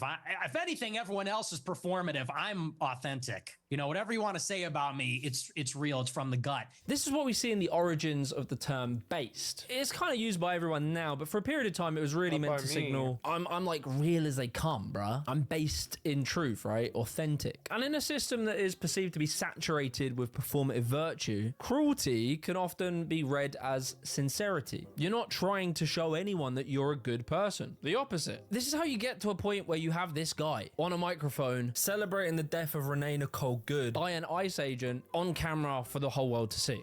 And all you liberal commie motherfuckers, keep your hands to yourself or you're gonna get hurt today, all right? We executed one of you yesterday. This to me seems like someone who is very deep into this identity group. That in their mind they've got to a point where they've stopped seeing humanity and they are purely just performing to be approved by their group. Now, whilst this happens on a social level, you see it in like the Rogan sphere comedy, the Austin comedy scene. Jesus Christ. Way to ruin the whole mood. Take your New York liberal f***y bullshit back with you. Ballooning RGB competition. Jesus Christ. Virtue signaling on this show. How dare you, sir? He probably did kill Tony in like 2014. What do you call a black doctor? Nothing. There are no black doctors. Ah! They kill Tony. Fucking mongoloids are like, yeah! Yeah! Say the N-word! You son of a bitch, that was incredible. But eventually, right, it moves from, you know, the social level. And in the same way that virtue signaling ended up being commodified by the powerful, so too vice signaling is landing in the hands of the powerful. Written by a nice reporter. Now the poor guy, you got to see this guy. Oh, I don't know what I said. I don't remember. Hey, when you're a star, they let you do it. You can do anything. Whatever you want. Grab him by the pussy. I would bomb the out of him. And I say, why is it we only take people from whole countries? I could stand in the middle of Fifth Avenue and shoot somebody and I wouldn't lose any voters, okay? Like to punch him in the face, I'll tell you. I would bring back waterboarding, and I'd bring back a hell of a lot worse than waterboarding. Are you stupid? Are you a stupid person? Quiet. Obviously, a large part of Trump's appeal was vice signaling. These original controversies, whilst assumed they would kill Trump's career, did the opposite. It bolstered support for Trump because it made him seem real for rejecting the morality of the liberal elite. But as time goes past and Trump takes more and more political power, the same performative nature happens, and it results in official American government social media accounts just posting basically neo-Nazi shit, ASMR deportation videos. It resulted in Trump cutting US aid, literally money that was helping the most vulnerable people on earth. It resulted in Elon Musk coming in and cutting things like pediatric care, cancer research for children, despite despite Elon Musk's Doge saving basically no money and only making normal people's lives worse, part of it was just to signal that they rejected all of the woke things that progressives cared about. Renee Nicole Good died being a nigger lover. She died because she wanted to protect who would not piss on her if she was on fire. Anybody saying now she didn't try to run him over, you're a lover. Thank you. Over here in Britain, the Labour government announced they're going to confiscate jewellery off of refugees. We banned trans women from using women's toilets. A while ago, Robert Jenrick walked into like asylum refugee processing facilities and saw that they had nice hand-painted cartoons that the staff had painted to make the refugee children feel more comfortable. He told them to get rid of it because he wanted to make it a hostile environment. That was such a gratuitous act of cruelty against some of the most vulnerable people in the world. And if you think that that is your route to advancement, I think it says something about you. All of these actions do not fix anything, right? We can agree, even if people agree with this somehow, materially, nothing in your life will improve from any of these actions. The public doesn't want cruelty. The public doesn't want callousness when it comes to asylum and immigration. They want a fair system. They want people to be treated humanely. They just want the system managed properly. They want it regulated properly. They want the numbers to be modest and manageable. And personally, I think the painting should be redone. In fact, some of these things will actually actively make your life worse. But that's not the point. The point is just to stick a middle finger up and a fuck you to the woke and their morality. Get the fuck out! Get the fuck out! Get the fuck out! Don't touch him! And there's an important relationship between performative cruelty and social media. Social media increasingly rewards outrage, conflict, humiliation, where you do something awful, you're going to have a big argument in the comments, everyone's going to share it, it generates lots of attention. Attention can be converted into political power. Do you regret saying that? Saying a fact? No, that's absolutely true. You think Hitler was very fucking cool? Yes, I do. One of them. And I'm tired of pretending he's not. Vice signaling and rejecting morality might seem insane on the surface, but there's a very obvious logic to it. Things like, it seemed as though Trump invaded Venezuela basically for the meme. It was a very odd move, right? It doesn't seem like the oil companies really want to go and invest into it. Didn't seem like they needed it either because they could just frack in America. Trump has had to beg them to go and invest into the area and will likely offer them massive subsidies to do so. Really, why he bombed Venezuela was to get these images to show strength and the ability to do something massive. And this video sums it up pretty perfectly. He did it for the meme. They abducted the leader of Venezuela because they thought it would look good on the internet. And that's why in the room where they're running the operation, they have a big screen on the wall opened to x.com, and they've put Oh my god. the word Venezuela into the search bar. These people are Oh my god. influencers, not public servants. Their power comes from the fact that they can get attention on the internet and then turn that attention into corruption money that allows them to buy a third home in Florida or reward their lackeys with patronage jobs and money. They're running a cronyism model, and it's extremely short term, it's not strategic, and it's based purely on optics. It's based purely on winning the next news cycle. But you see, as effective as this is in the short term, right now in this specific situation, there's an obvious built-in problem. Trump says, be patient. The farmer's going to be better than ever. Well, you better hurry up, because we can't stand this much. With the prices like they are today, we're not going to make any money. We just try to figure out a way to not lose so much. Right now, it's undeniable that Trump holds all of the power in the world. Not only did they win massively politically, but increasingly culturally. MAGA and that kind of ideology has become dominant. The entire podcast sphere, which has become the biggest media environment, has overtaken mainstream media. Many of the key figures in that, the biggest podcasters, came out supporting Trump. The UFC and other big cultural institutions. Even some musicians came out pro-Trump. And then you see the convergence of big corporates and Trump. Silicon Valley getting behind Trump. You get these companies that popped up and did pretty well just by being simply anti-woke. Like, that's it, right? It's a chocolate bar, but it doesn't have pronouns. So brave. But if you're tired of giving your money to woke corporations that hate you, and you're looking for a delicious chocolate bar from a company that actually wants your business... And then slowly the bigger, more mainstream corporates start doing little things like removing their diversity policies, pulling out their sponsorship for Pride Month, eventually leading to the Sydney Sweeney American Eagle advertising campaign. Genes are passed down from parents to offspring, often determining traits like hair color, personality, and even eye color. My genes are blue. Sydney Sweeney has great genes. It was a pure anti-woke signal. When most brands are expected to do something about, you know, how good everyone in their different bodies, oh, he's a bit thick, that boy's skinny, we're all beautiful, right? That's the expected norm. American Eagle comes out and goes, no, big boobs blonde, talking about how she has superior genetics. Pretty weird when everyone's saying, like, you know, Trump and Elon are kind of Nazis. Odd choice. But what happened? It worked very well for American Eagle, massively boosting sales. So slowly, in the exact same way as how the corporates jumped on virtue signaling, other brands will see that and notice that if they use vice signaling in their ad campaigns, it can boost their sales. So whilst the corporates are starting to fall in line, coinciding with the fact that all of the owners of all the big social media networks, pretty much all of the news media outlets, lots of these coming out on Trump's side, more and more billionaires aligning with him, Elon, the richest man on earth, banging out a Nazi salute and chucking millions on Donald Trump's campaign, Andrew Gutfield on, you know, mainstream television, joking about how conservatives should start referring to themselves as Nazis. I've said this before, we need to learn from the blacks. The way they were able to remove the power from the N-word by using it. So from now on, it's what up, my Nazi? Hey. What? Hey, what up, my Nazi? Oh my hey, what's hanging, my Nazi? All of this as a... What?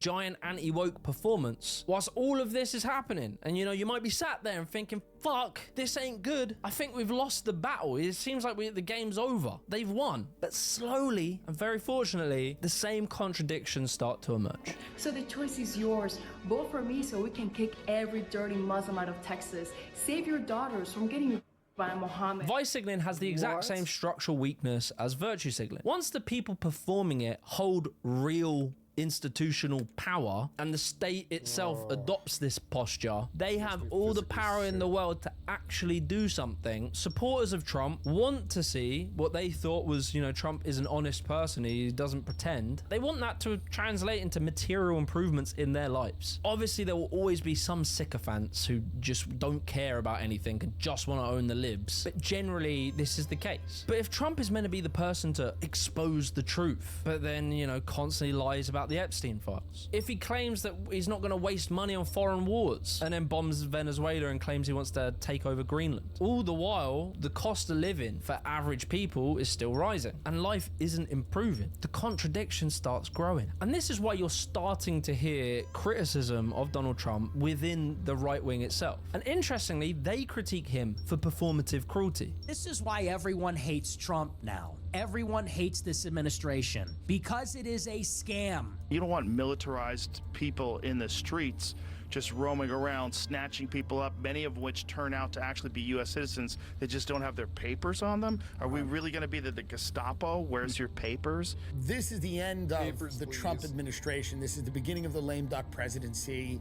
The critique becomes that Trump cares more about the theatrics than delivery. And right here creates a crossroads, right? There's two paths where this could go. One is escalation. If cruelty stops working as a signal, then certain actors will just push it further. They'll say that Trump doesn't go far enough. He hasn't really got what it takes. These people will be more likely to go towards ethno-nationalism, more exclusion, clearer enemies, get rid of them completely. However, and much more hopefully, it does open up another door. Remember in Indiana Jones and the Last Crusade when he punches the fucking German Nazi fucking general in the fucking face? Up there in the fucking Hindenburg, and they're like, you know, and he punches him in the face and he throws him out the window all the way down to the luggage, and the other people are like, what? And he's like, no tickets.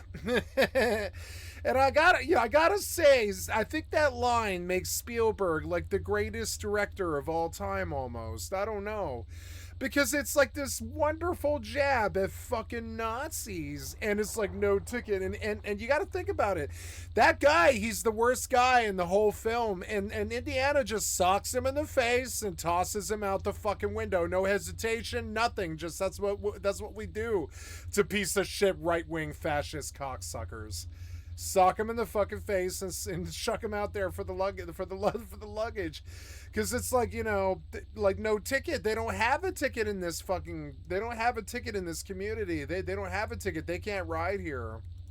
Material improvement. It was funny. That was deep in Nazi Germany on a Nazi blimp filled with Nazis. Like going somewhere, and they sneak on because there's no other options, and they take the Hindenburg out of the fucking city, and then the German general's coming through, putting his whip, you know, his truncheon around, and he pulls down the newspaper, and he's like, hello, Dr. Jones, or whatever, guten Tag, Dr. Jones. And he's like, oh no, and he bumps Indy, and he's like, and Indy's behind him. And then he's like, ticket please. And he's like, what? And he turns around and he's like, ticket please. And he says it in German. The guy turns around. He's like, I don't have a ticket. What are you talking about? And he fucking punches him in the fucking face and throws him out the fucking window. And I swear to God, that is like the greatest like line and the greatest scene in silver screen. Because that's kind of how I feel about it. No ticket, bitch. No ticket. They made fun of it later in the Kevin Smith films.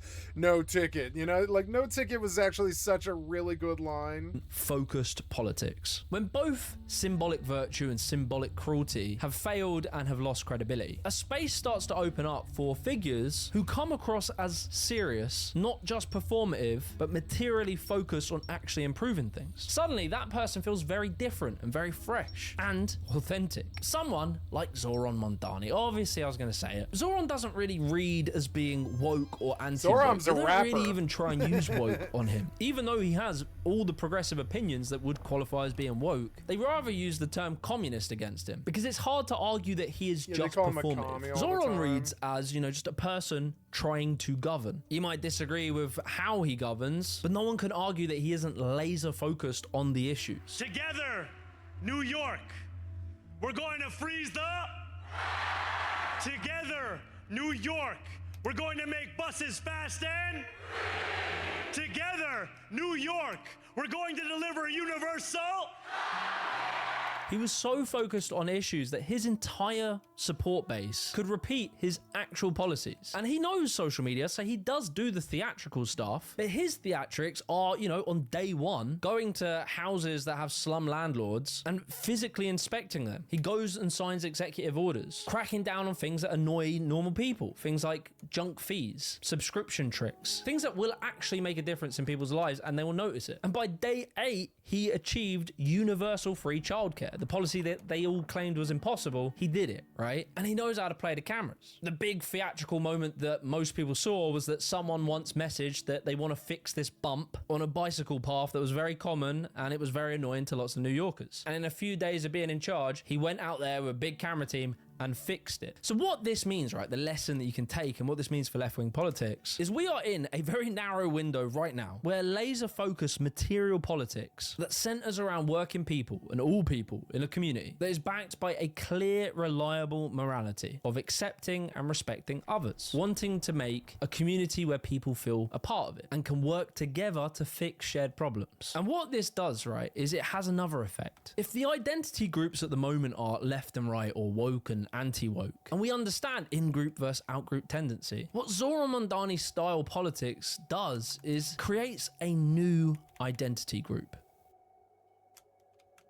I watched this really good podcast on Navarro with Roger Hallen. I recommend anyone who's interested to listen to it because it will give you proper takeaways that you can action if you want to make change politically. A lot of the time, people who watch people like me want to be able to do something, but they don't know what. And what Roger argues is that there's a lot you can do on a local level that can have massive ripple effects. And he was talking about how the mistake that some people make in political organizing is that they treat organizing politically as persuasion.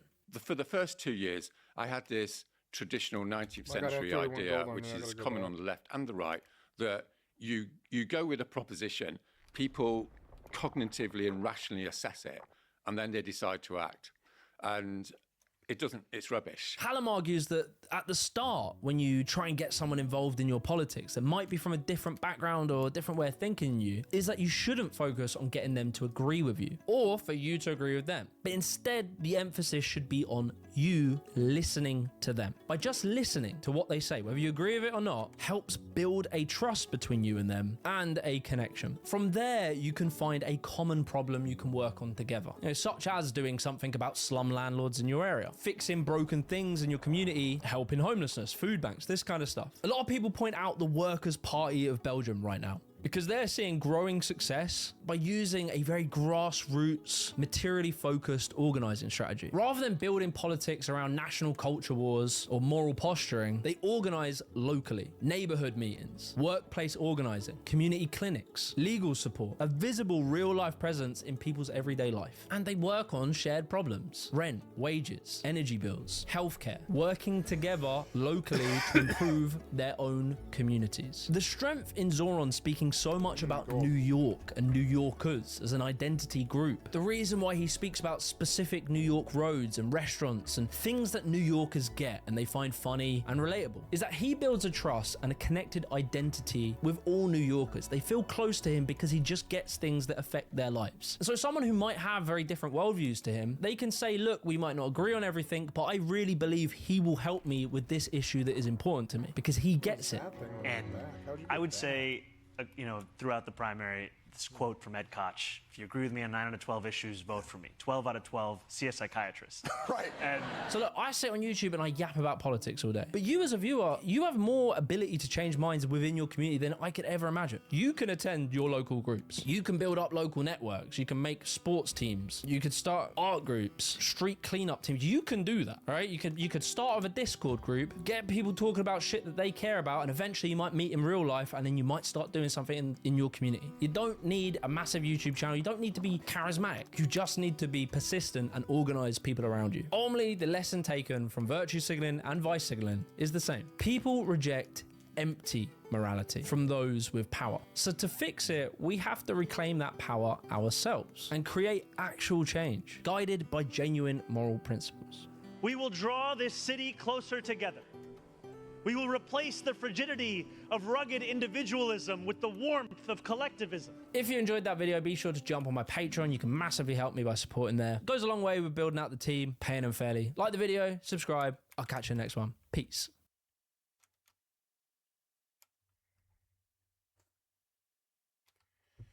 Yeah, see, these are my pace of games, and I shouldn't resist it. And I'm going to experience loss on these games, and I'm going to try and learn a lesson from it. Because I just usually just bang my head against that. I got PTSD, and I just bang my head against it. I really can't handle other people fucking targeting me. But it's going to happen in any game like this. I was thinking I'd like to try to go back to Raid Zone. Raid Zone was really fun.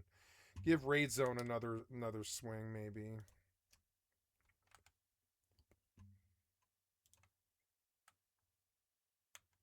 Because I do like Once Human. I'll go till I get kicked out. Somebody will come raid me or whatever. Let's see how long I can go. I'm going to try differently this time. Now that I know what the mode is.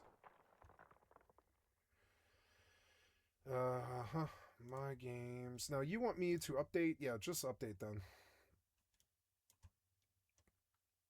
I love all these MMOs, actually.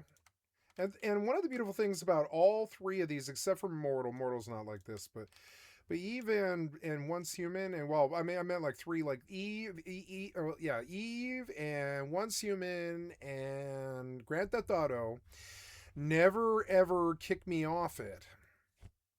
So they're really solid investments. And Mortal 2, I don't mind paying for if they don't wipe my data. And I don't care if they start new servers and stuff like that. That's okay. Just don't wipe my data, you know? I like passive income. I like making like 200 gold a day. And then after a couple of days, you can buy like a new thing on the chart or whatever.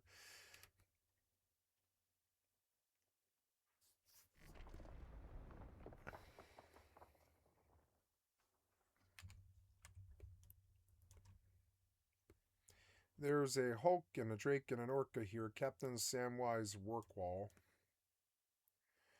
Could trouble you for a boost?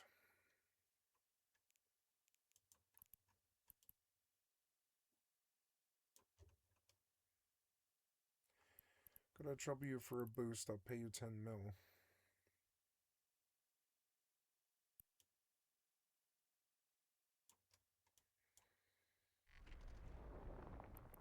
Actually, we don't know anything about these people. I don't want anything from them.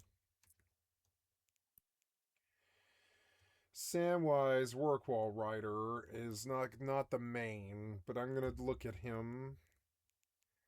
It's odd, but they've changed the way that this looks. Well, I guess not. I guess not really, but yes. So Captain Samwise is the probably, I don't know about the main, but yeah, one of the subs and everything.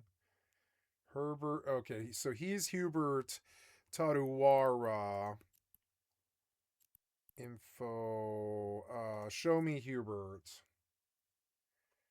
Yeah, Hubert. No, Hubert. Why is Hubert Tarawa not like an info thing? That's stupid. You did this stupid. Put it away. Hubert. Show info. I want my own booster. This guy has like 1, 2, 3, 4, 5 Hulks and an Orca and a Drake. He has a Drake to like just shoot anybody who fucks with him. Yeah, Drake's a pretty good brawler. It'll move pretty fast. It'll just get up in and start doing like, 400 DPS, and you can't really kill it that fast. It's not going to die fast anyways. And it has pretty good range. It'll hit like, up pretty far. 50, 75 km, something. Maybe longer if you use the right missiles cruise. Something. Hi, pretty kitty. Came to sit back? Yeah. Well, you're always welcome, you beautiful, wonderful kitty. These games are my speed because they don't require you to do anything to continue to grow. I like being a tourist on like World of Warcraft and even like FFXI. I would rather main Mortal than FFXI because it's at least 3D and supported. And, I do like it. This game does charge you $15 a month, so if you want to play this game, you gotta pay. So sometimes I wonder if he's not as poor as he makes out. If he's got 800 subs at $15 a month, that's not enough to keep the software development company open. But I don't know. He has other people playing Mortal 1 too, and I think that charges a sub as well. I don't know how many people are playing Mortal 1. Maybe I should be playing Mortal 1. I don't know.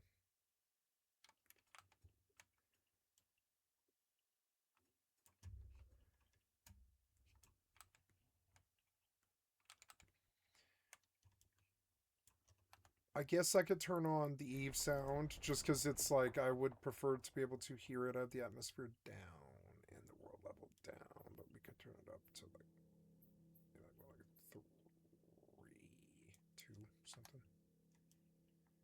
Just a faint like sound so I can hear like booming if somebody's targeting me or whatever. No, I don't want to. No, I don't know. I don't really like the world level. No, like maybe very low. Yeah, so I hear like a boom. So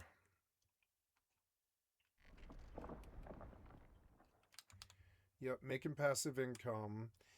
If I wanted to do something active, it would be once human Ray Zone or like Rust, and but like Rust is like a Steam game, and so is Mortal. So if I wanted to play if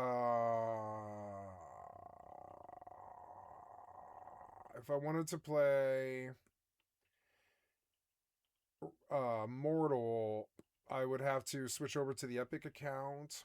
But I mean, I had to pay for this account just to, I don't know. I would prefer to do all the work on this account. That's fine.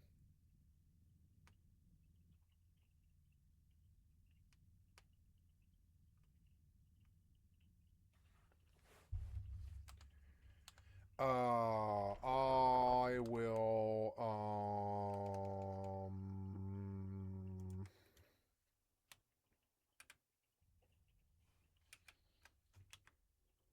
odd. Where is my epic? It's off screen, and that's weird. Close it. Anyways, so what else do we do? We're gonna do once human. No, this is wrong. There we go. Start game. Hi, beautiful kitty. So I feel like I built way too near other people, and I had a pretty good run there. I built too big, and I built too loud, and I built too near other people. And I think I'm going to give Raid Zone another swing here, which is stupid. I'll get raided. But who cares about a couple of days of once human loot? And I should keep the chat off. I should just turn it off completely, maybe.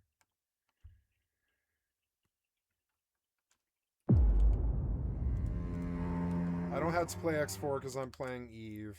And I'm going to play Eve for a long time. And I don't intend on paying it for unless it gives me pacifist mode. I'll go back to paying them if they give me pacifist mode.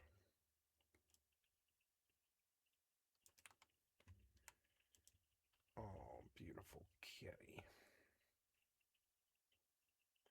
You don't have to leave. You could stay. Sorry, I just had to shift my legs. You know.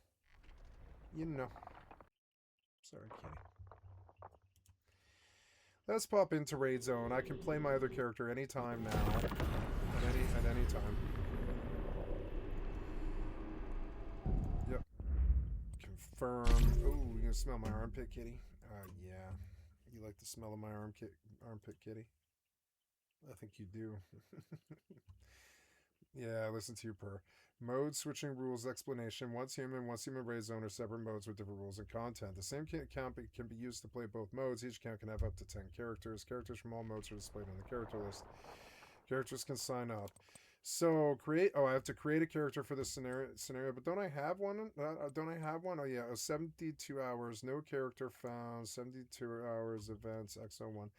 Friday restart. Low pop. It's low pop. Why play this mode? They can just rob you. And like the only reason I would play the mode is to rob other people. Why? Or I don't know, I got some kills out there. I got some kills and it was fun, but I don't think I need that. I can see it right away. And that's my problem with Rust too. It's just too much. It's too much. So yeah, we'll just play the normal once human. That's fine. I don't care. It's hard enough in PvE mode as it is. Hard isn't just PvP. It can be other things.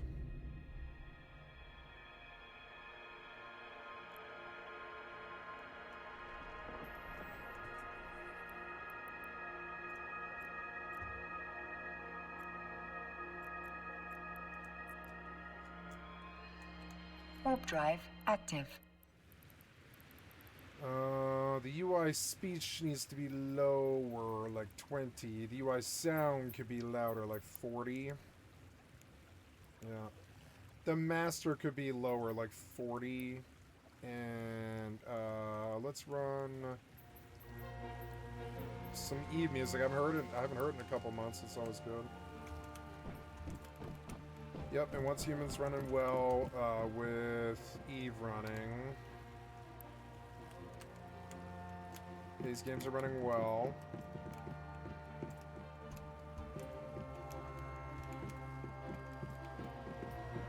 Hi, pretty kitty.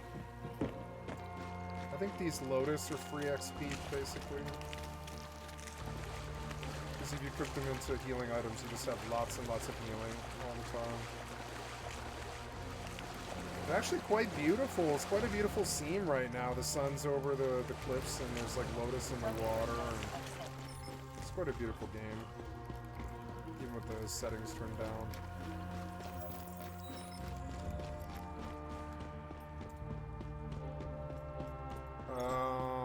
I guess I go to a monument. Yeah, I can always just jump to my tent. Or no, I guess my tent's gone, huh? Yeah, tent's gone, so we'll go back to... I could probably fight in the like purple zones now, but they're like too high. There's a level 18 one. Could take a look at that, but we could just try and clear things like the World Stone of Citrus County. Oh, that's a teleport stone? Oh yeah, I didn't think about it, but they've changed the way teleports work. You can't teleport around. Oh no, they changed the teleport symbol. And it's like a world stone at the monuments now? Oh, okay. So... technically I should start low, like low-hanging fruit. So I'll ride east from Deadsville, I guess. I'll check the vendor, see if he's got anything.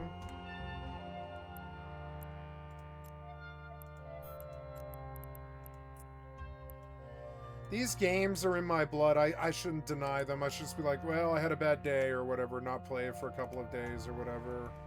But these games, they're like in my system. It's very hard to deny them. Eve Immortal.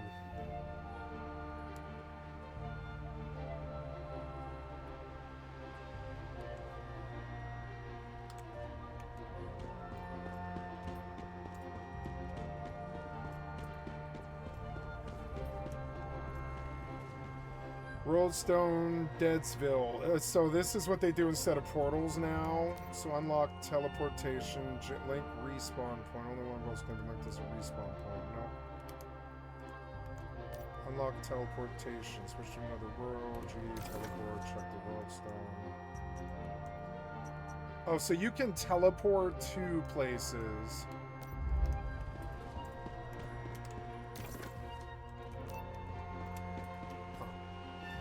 And in the harder mode, these things drop better loot.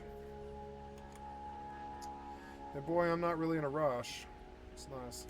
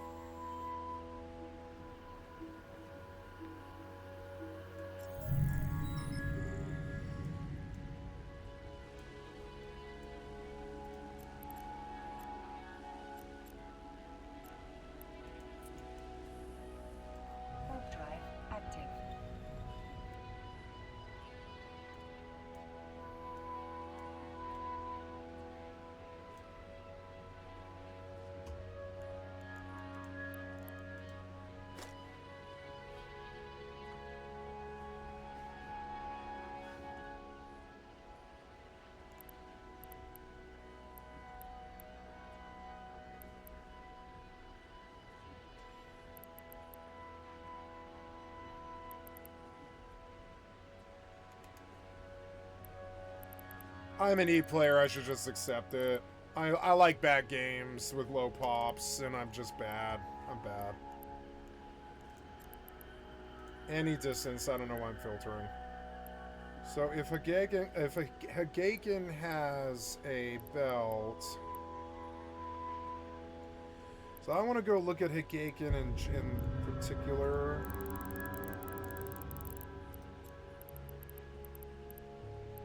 Can we show this on the map?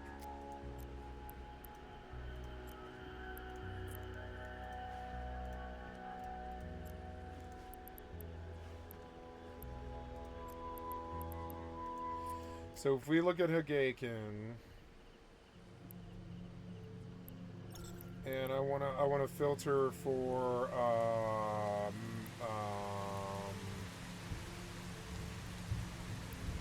asteroid belts or whatever. Well, not asteroid belts though. Wow, they changed the map. Oh, this is the 2D map, huh? Wow, so can I make it 2D? Oh, this is the 2D map.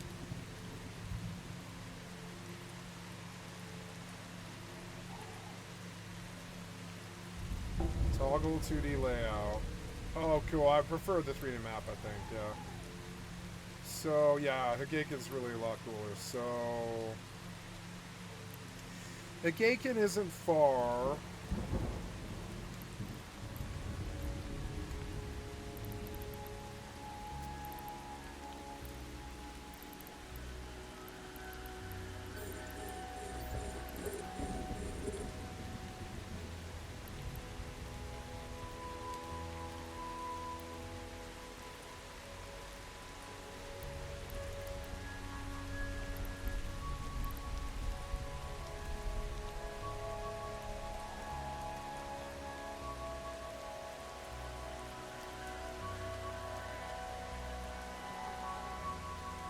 This was I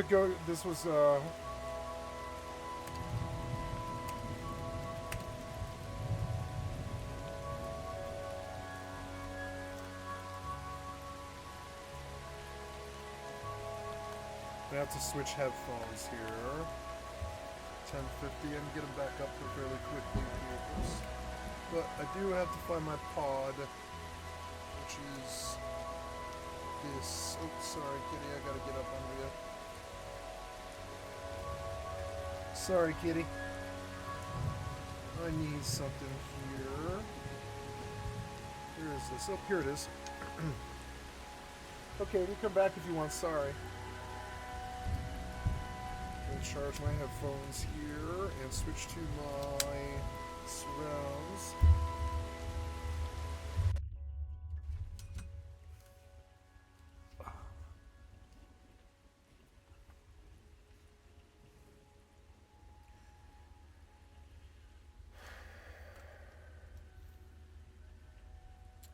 Then I gotta pull my headphones. Yep.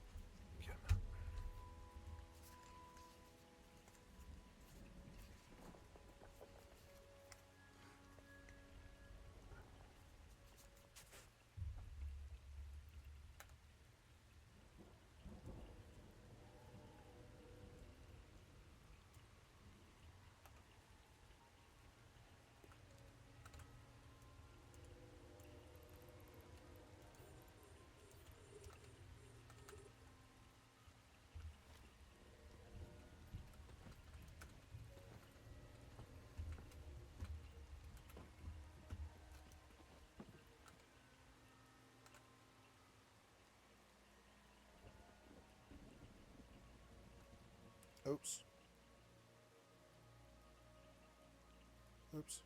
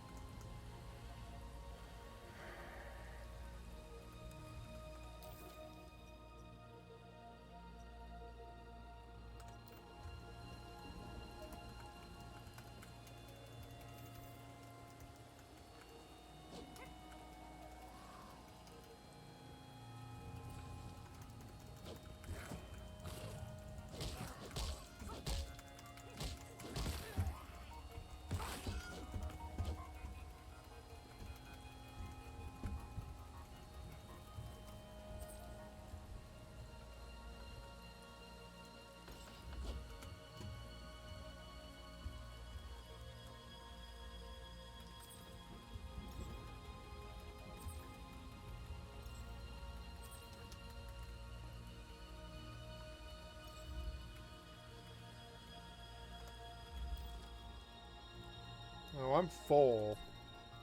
But I can always come back here now. And I'm out of food, which is bad. I don't know what to do about food. I guess I go and pick blueberries along the river. And I go dump blue because I'm full.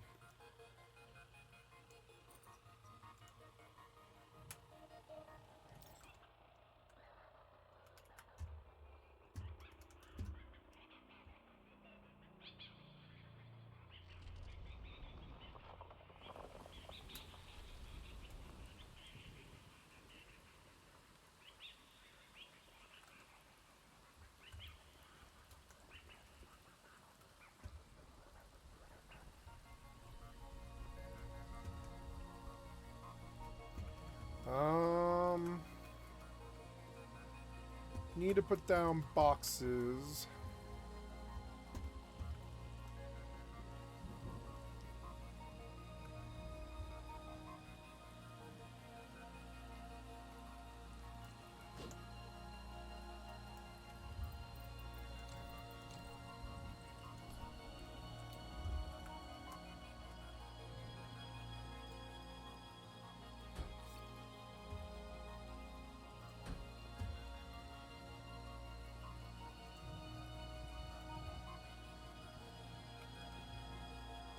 Oh, I'm out of copper ingots.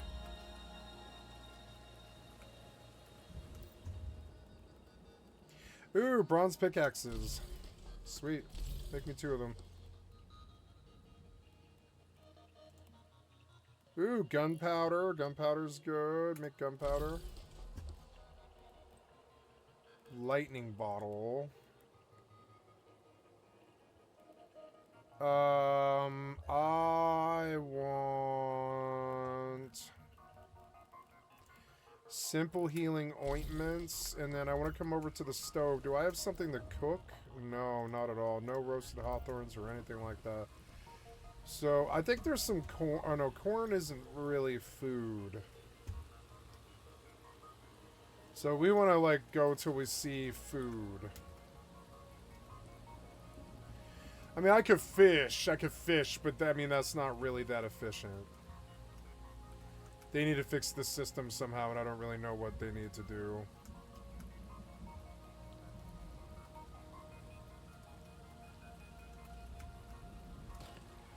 There's hawthorn by the bridge. I'll remember there's some hawthorn by this bridge and blueberries and stuff. And I think this is kind of where I've been getting most of my meals. I think I saw food somewhere. Oh yeah, there was like orange trees somewhere, and that would be a lot of food. Maybe I should go off looking for food, because I can always teleport back. Ride the road somewhere, maybe. Look for like a monument with food. I remember that there's food out here, I think, at inspection point 37, or was it this one? I think it's Throuville. Was it Throuville? Let's go to Throuville, because oh, and there's some food. There's enough food for me to not have to worry about it for a little while, but I would prefer more. Well, this is enough food. I found enough food. So over here, down the river south of me. Yeah, if I run the river south, I will find hawthorn in the big clearing. Looking around for blueberries or hawthorn in the open fields. I'm sure if I go, I'll see them. Yeah, like that. If I go for a little while, it would be good to get like 20 foods, and then I don't have to worry about it today. Yeah, see, I don't want PvP fear all the time. I need pacifist modes, but I want PvP. It's weird. It's the developers. They need to do something about it. I just don't know what. Are these potatoes? Yeah, potatoes are good. Yeah. Oh, I think I have some memes too, or tech.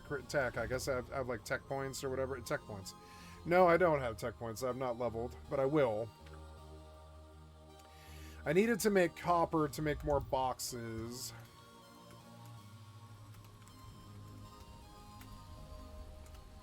More potatoes is good. Potatoes is solid food, yeah.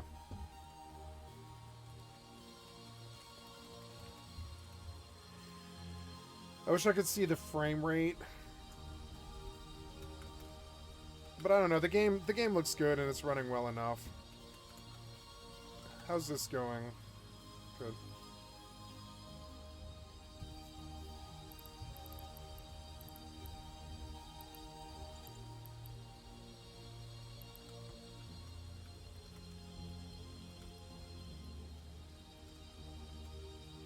There's blueberries. That's probably enough food for my session.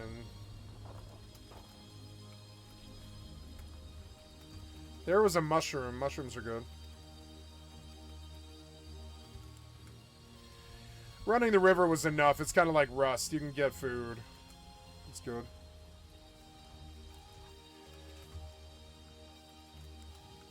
I don't know, I feel like I could have the sounds of this game louder, but I don't know, because it starts to be annoying. No, it's not that. It's the master, huh? The vehicle volume's good. It's the master needs to be at 100.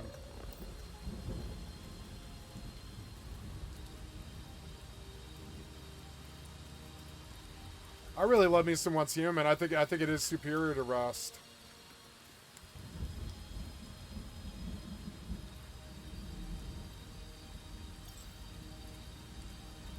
Maybe I should give Raid Zone another spin, huh?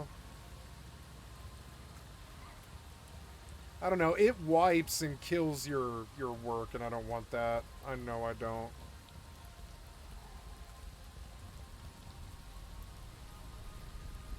Just having a glance around the meadows for anything else.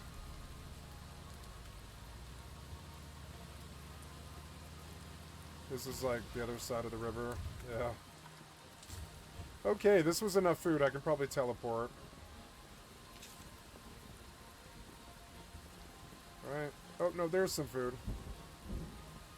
Yeah, we'll make all food. That way, because I have a lot of water, and then, you know. So... Maybe I'll make juice, too. I'll make juice and food. I'll make blueberry Pop-Tarts. 50... Fuck blueberry Pop-Tarts sound fucking good. Pop-Tarts, man. They used to make them so much better than they do now. Pop-Tarts used to be so amazingly good when I was a kid. They'd be like, you bite into them, you're like, oh my god, this is so good. Now it's like 2 layers of wheat with like a tiny little bit of jelly. It's stupid. They make everything shittier now. Like the Mexican restaurant that I went to. We went there like 10 years ago and they were really good. They're not good anymore. Something about the ingredients and how expensive everything is. That restaurant was not good. The food was better after it was refrigerated.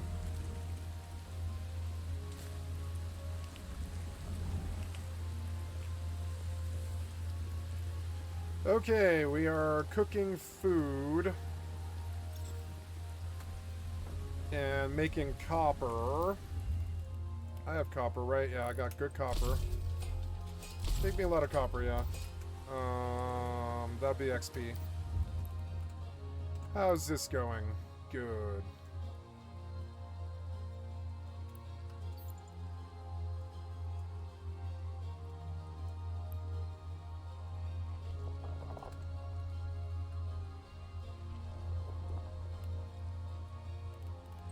Roasted hawthorn. Roasted blueberry. And then I'm out for blueberry juice, which is sort of sad. I was hoping for some blueberry juice. Because it, but I mean, yeah, it doesn't really do that much for you. So...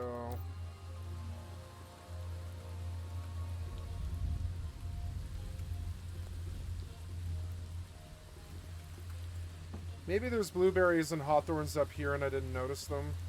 Yeah, here's one. I'll make a juice just to get my water up right now.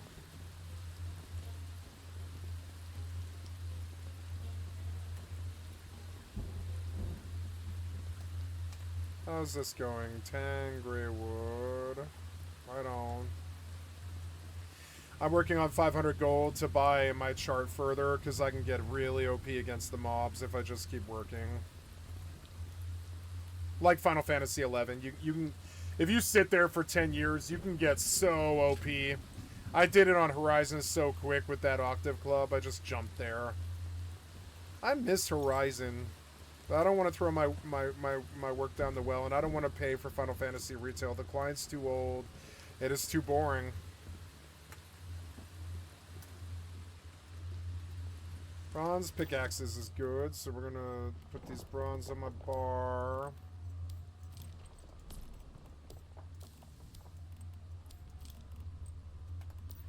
Gonna loot the stove. Oops. Okay, so good. We can eat some and drink some. I guess I don't want 2 stacks, so I'll just eat all these blueberries. Yeah.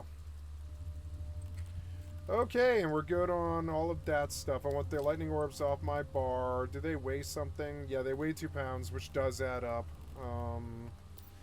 Time to use these boxes. I'm gonna pick up some copper ingots and use them. This game's so much nicer about building than Rust is. Maybe I should just make a home on Raid Zone. Who cares? It just learn how to make like a 2x2, like really compact. Yeah, like really compact, and just stuff in there. And use stone walls.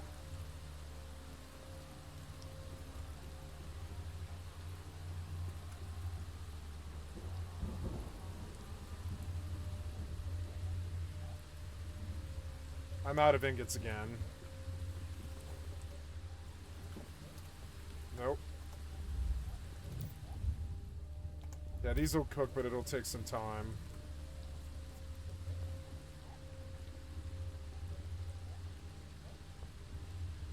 Attribute is overflowed.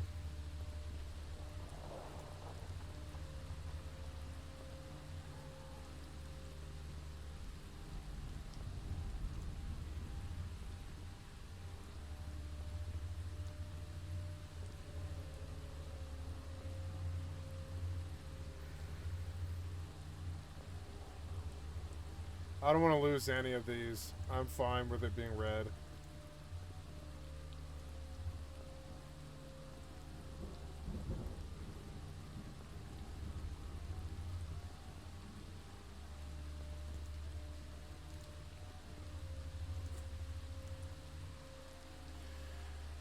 So this stat is overflowed. There. Lock.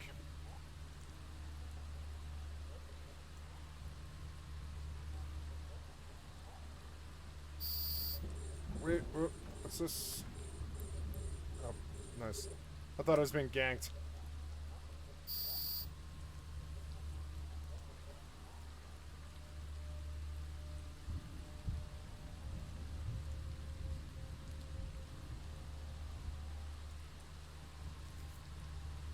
Stop.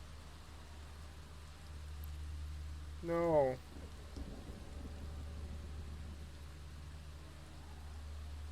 Now, take out of Psyche.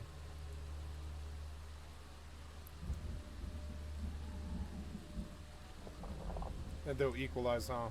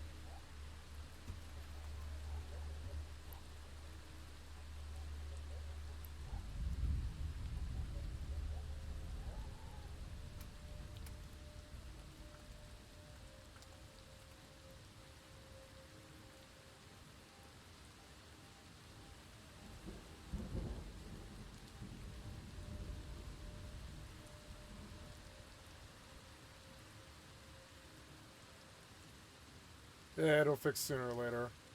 And I wouldn't mind if these were, like, actually balanced. Yeah, I would not mind if these were balanced out, actually. So.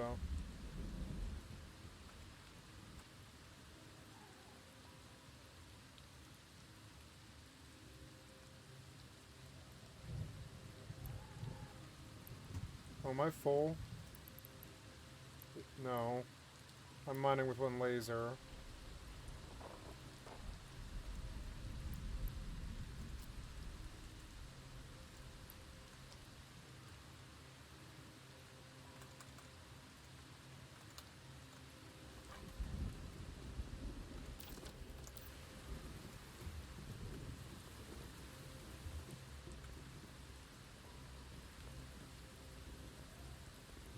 Yeah, with a 2x2, I could always move it. I could move the base. I think my problem was I just didn't move the base because I like settled down.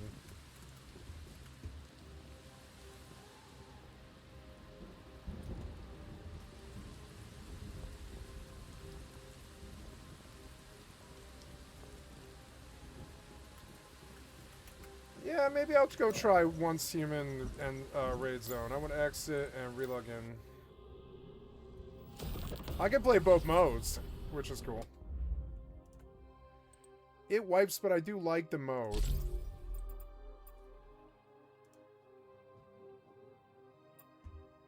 Event servers, raid zone X, scenario, multi-cycle. 3 days of bloodshed.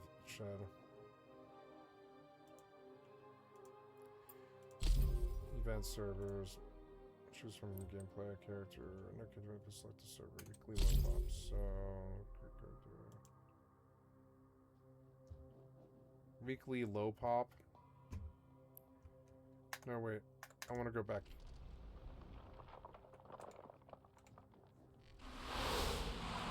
Let's get the cutscene.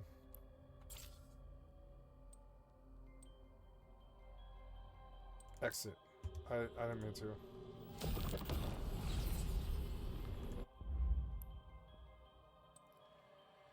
Don't remind me again today. So, okay, event service. But yes, I want to change servers. Once human raid zone. Weekly, bi-weekly, high pop. Low pop. I want high pop. 16/128. So it's 2026. Oh, it's day one. It started today, which is good. Oh, I have a character on a weekly low pop, huh? Oh, I have a character, like, already. Like, can I use that character or whatever? Yeah, what happens to that character? Does it matter? I think she only lost loot, right?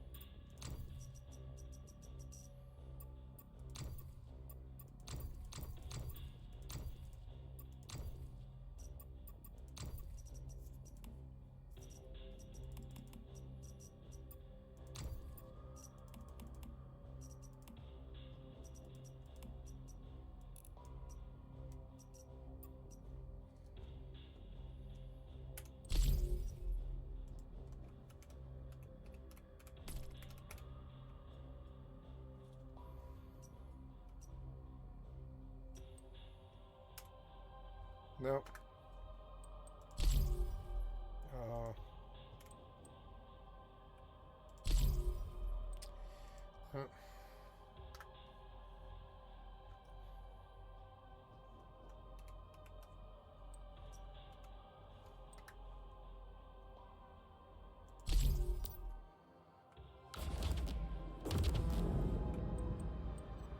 Defeating enemies with the unlock more medics rules. Right, you have raid protection half the day, which is so dope. So I want to shoot west, way inland. Go, go, go.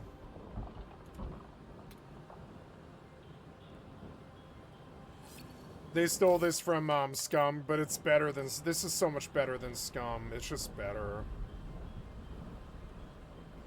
Look at the cool Raven I have with the fucking crazy wings.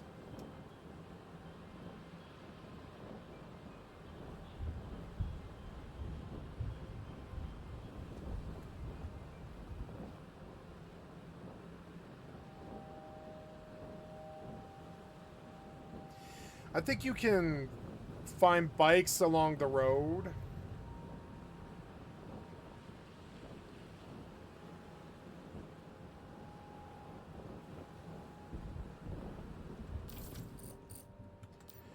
Yeah, I want to go way, way, way the fuck inland. Like, way, way inland. The further from the beach, the better. And I'll just run the road and I'll dodge everything and loot as I go.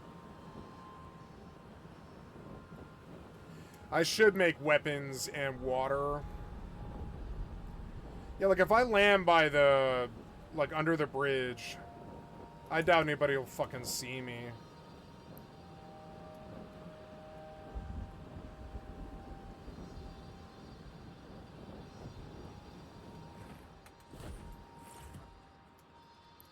So I want to collect water, not that much of it, but you know, some water. It's an easy XP right at the start.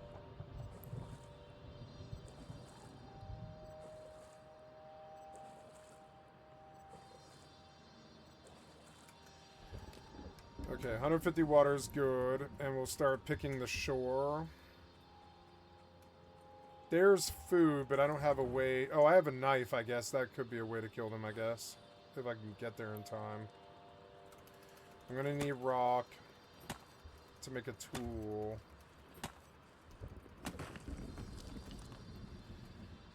Tent's gonna take wood, and I should... Yeah, I should put a spawn here. It's gonna force me back to town. Yeah, Raid Zone feels better. It's like a bi-weekly.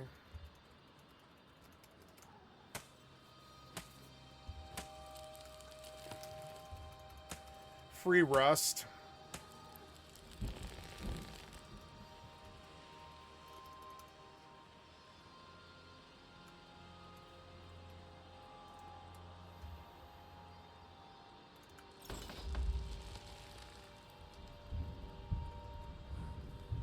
The hell is that? The hell is that? It looks like oh, yeah.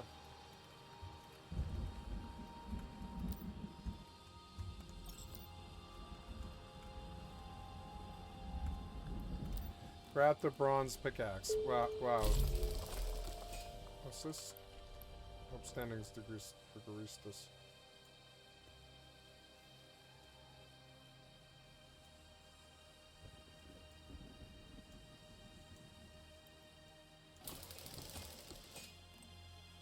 Like Mitsuko said, this place is full of danger. We need to craft a weapon to defend ourselves ASAP.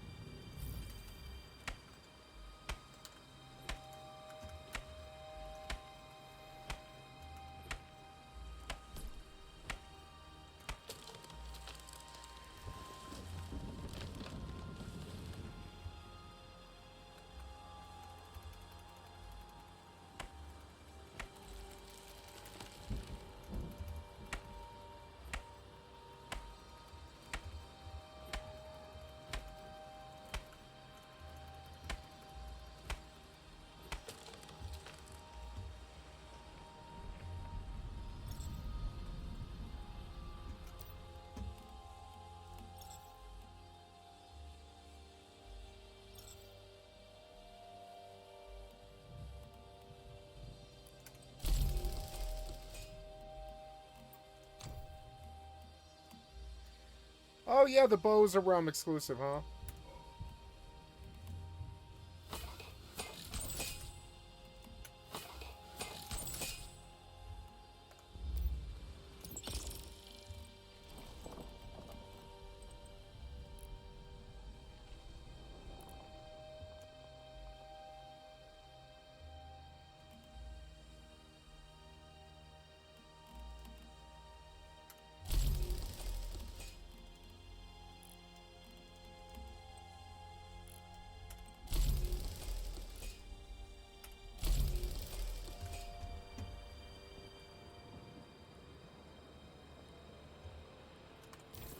I'm gonna go way the fuck far.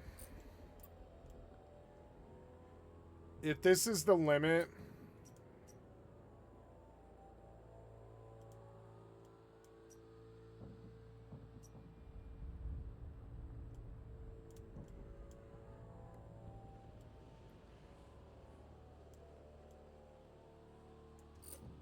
If this is the limit of the map...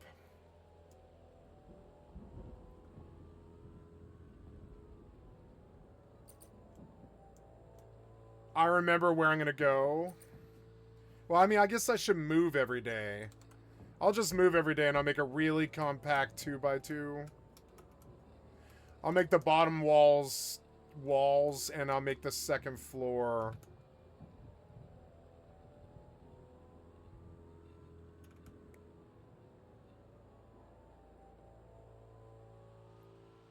No, I'll stuff into a 2x2 is what I'll do. And I'll just move it.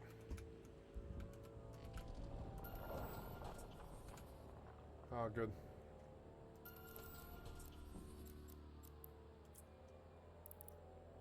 Warp drive active.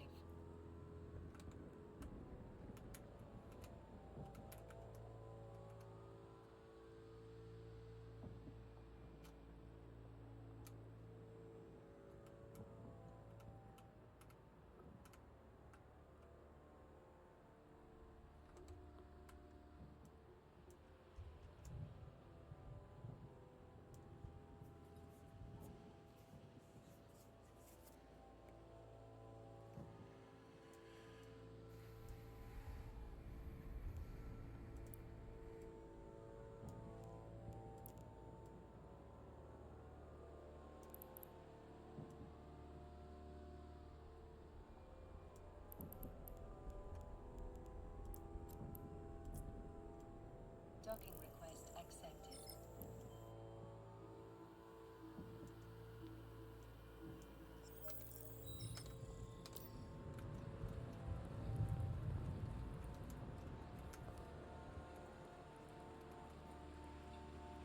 I can always move the tents, so. But I did craft arrows, yeah.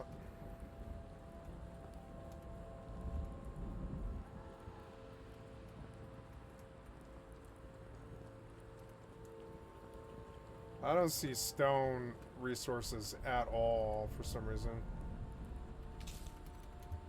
Hawthorn berry is good because I'm hungry.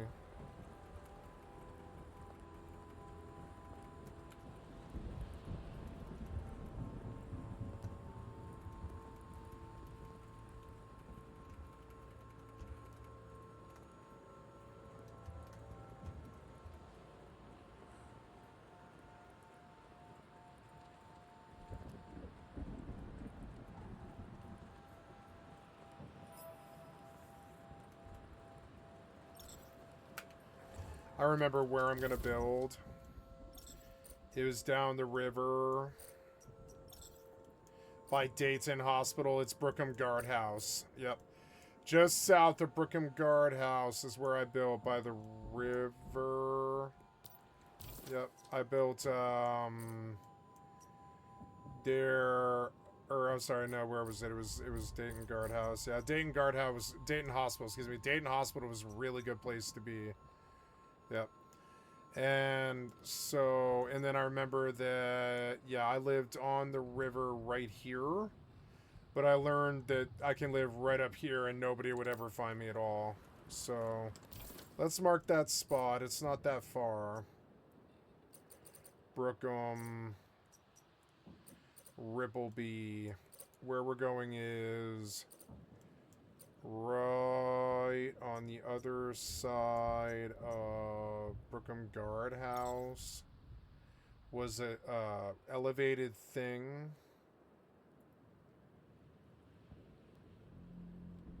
Yeah, and I built right here last time. And I had to run a whole bunch to get up there. But we're going right here, I think. Yep. And we'll just go. I'll just go, and I'll hit resources as I go. Oh no, I guess I should grab the bow and arrows because it's like part of the objective. Grab bandages, optional cook roasted meat, roasted hawthorn.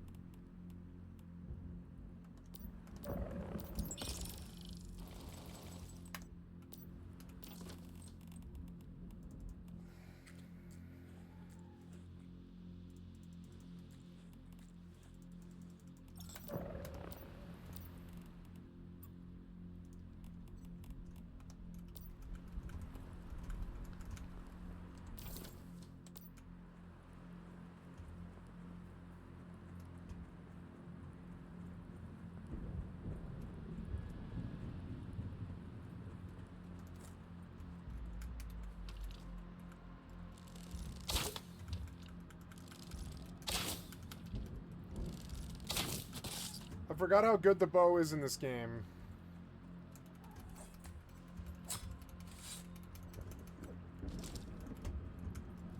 Oh, maybe I should try to kill him, huh?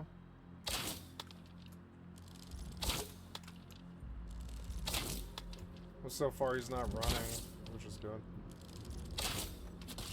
Free meat.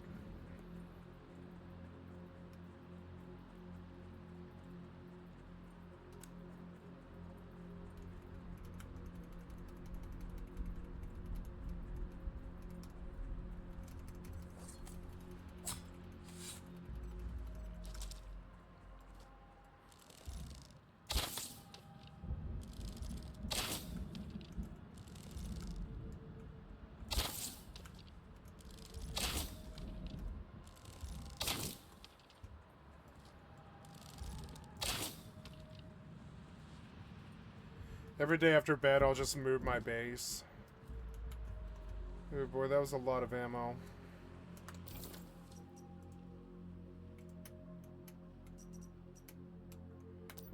Is there no teleport? Maybe there's no teleport in this? Oh yeah, there's no teleport in this, huh? Yeah, it's a much different mode because there's no teleport. I totally spaced that. Yeah, it really is kind of a Rust Mortal game.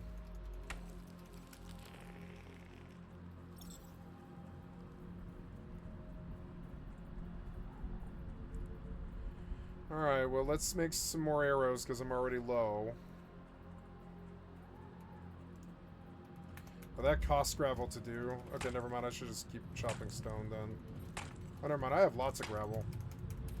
There we go.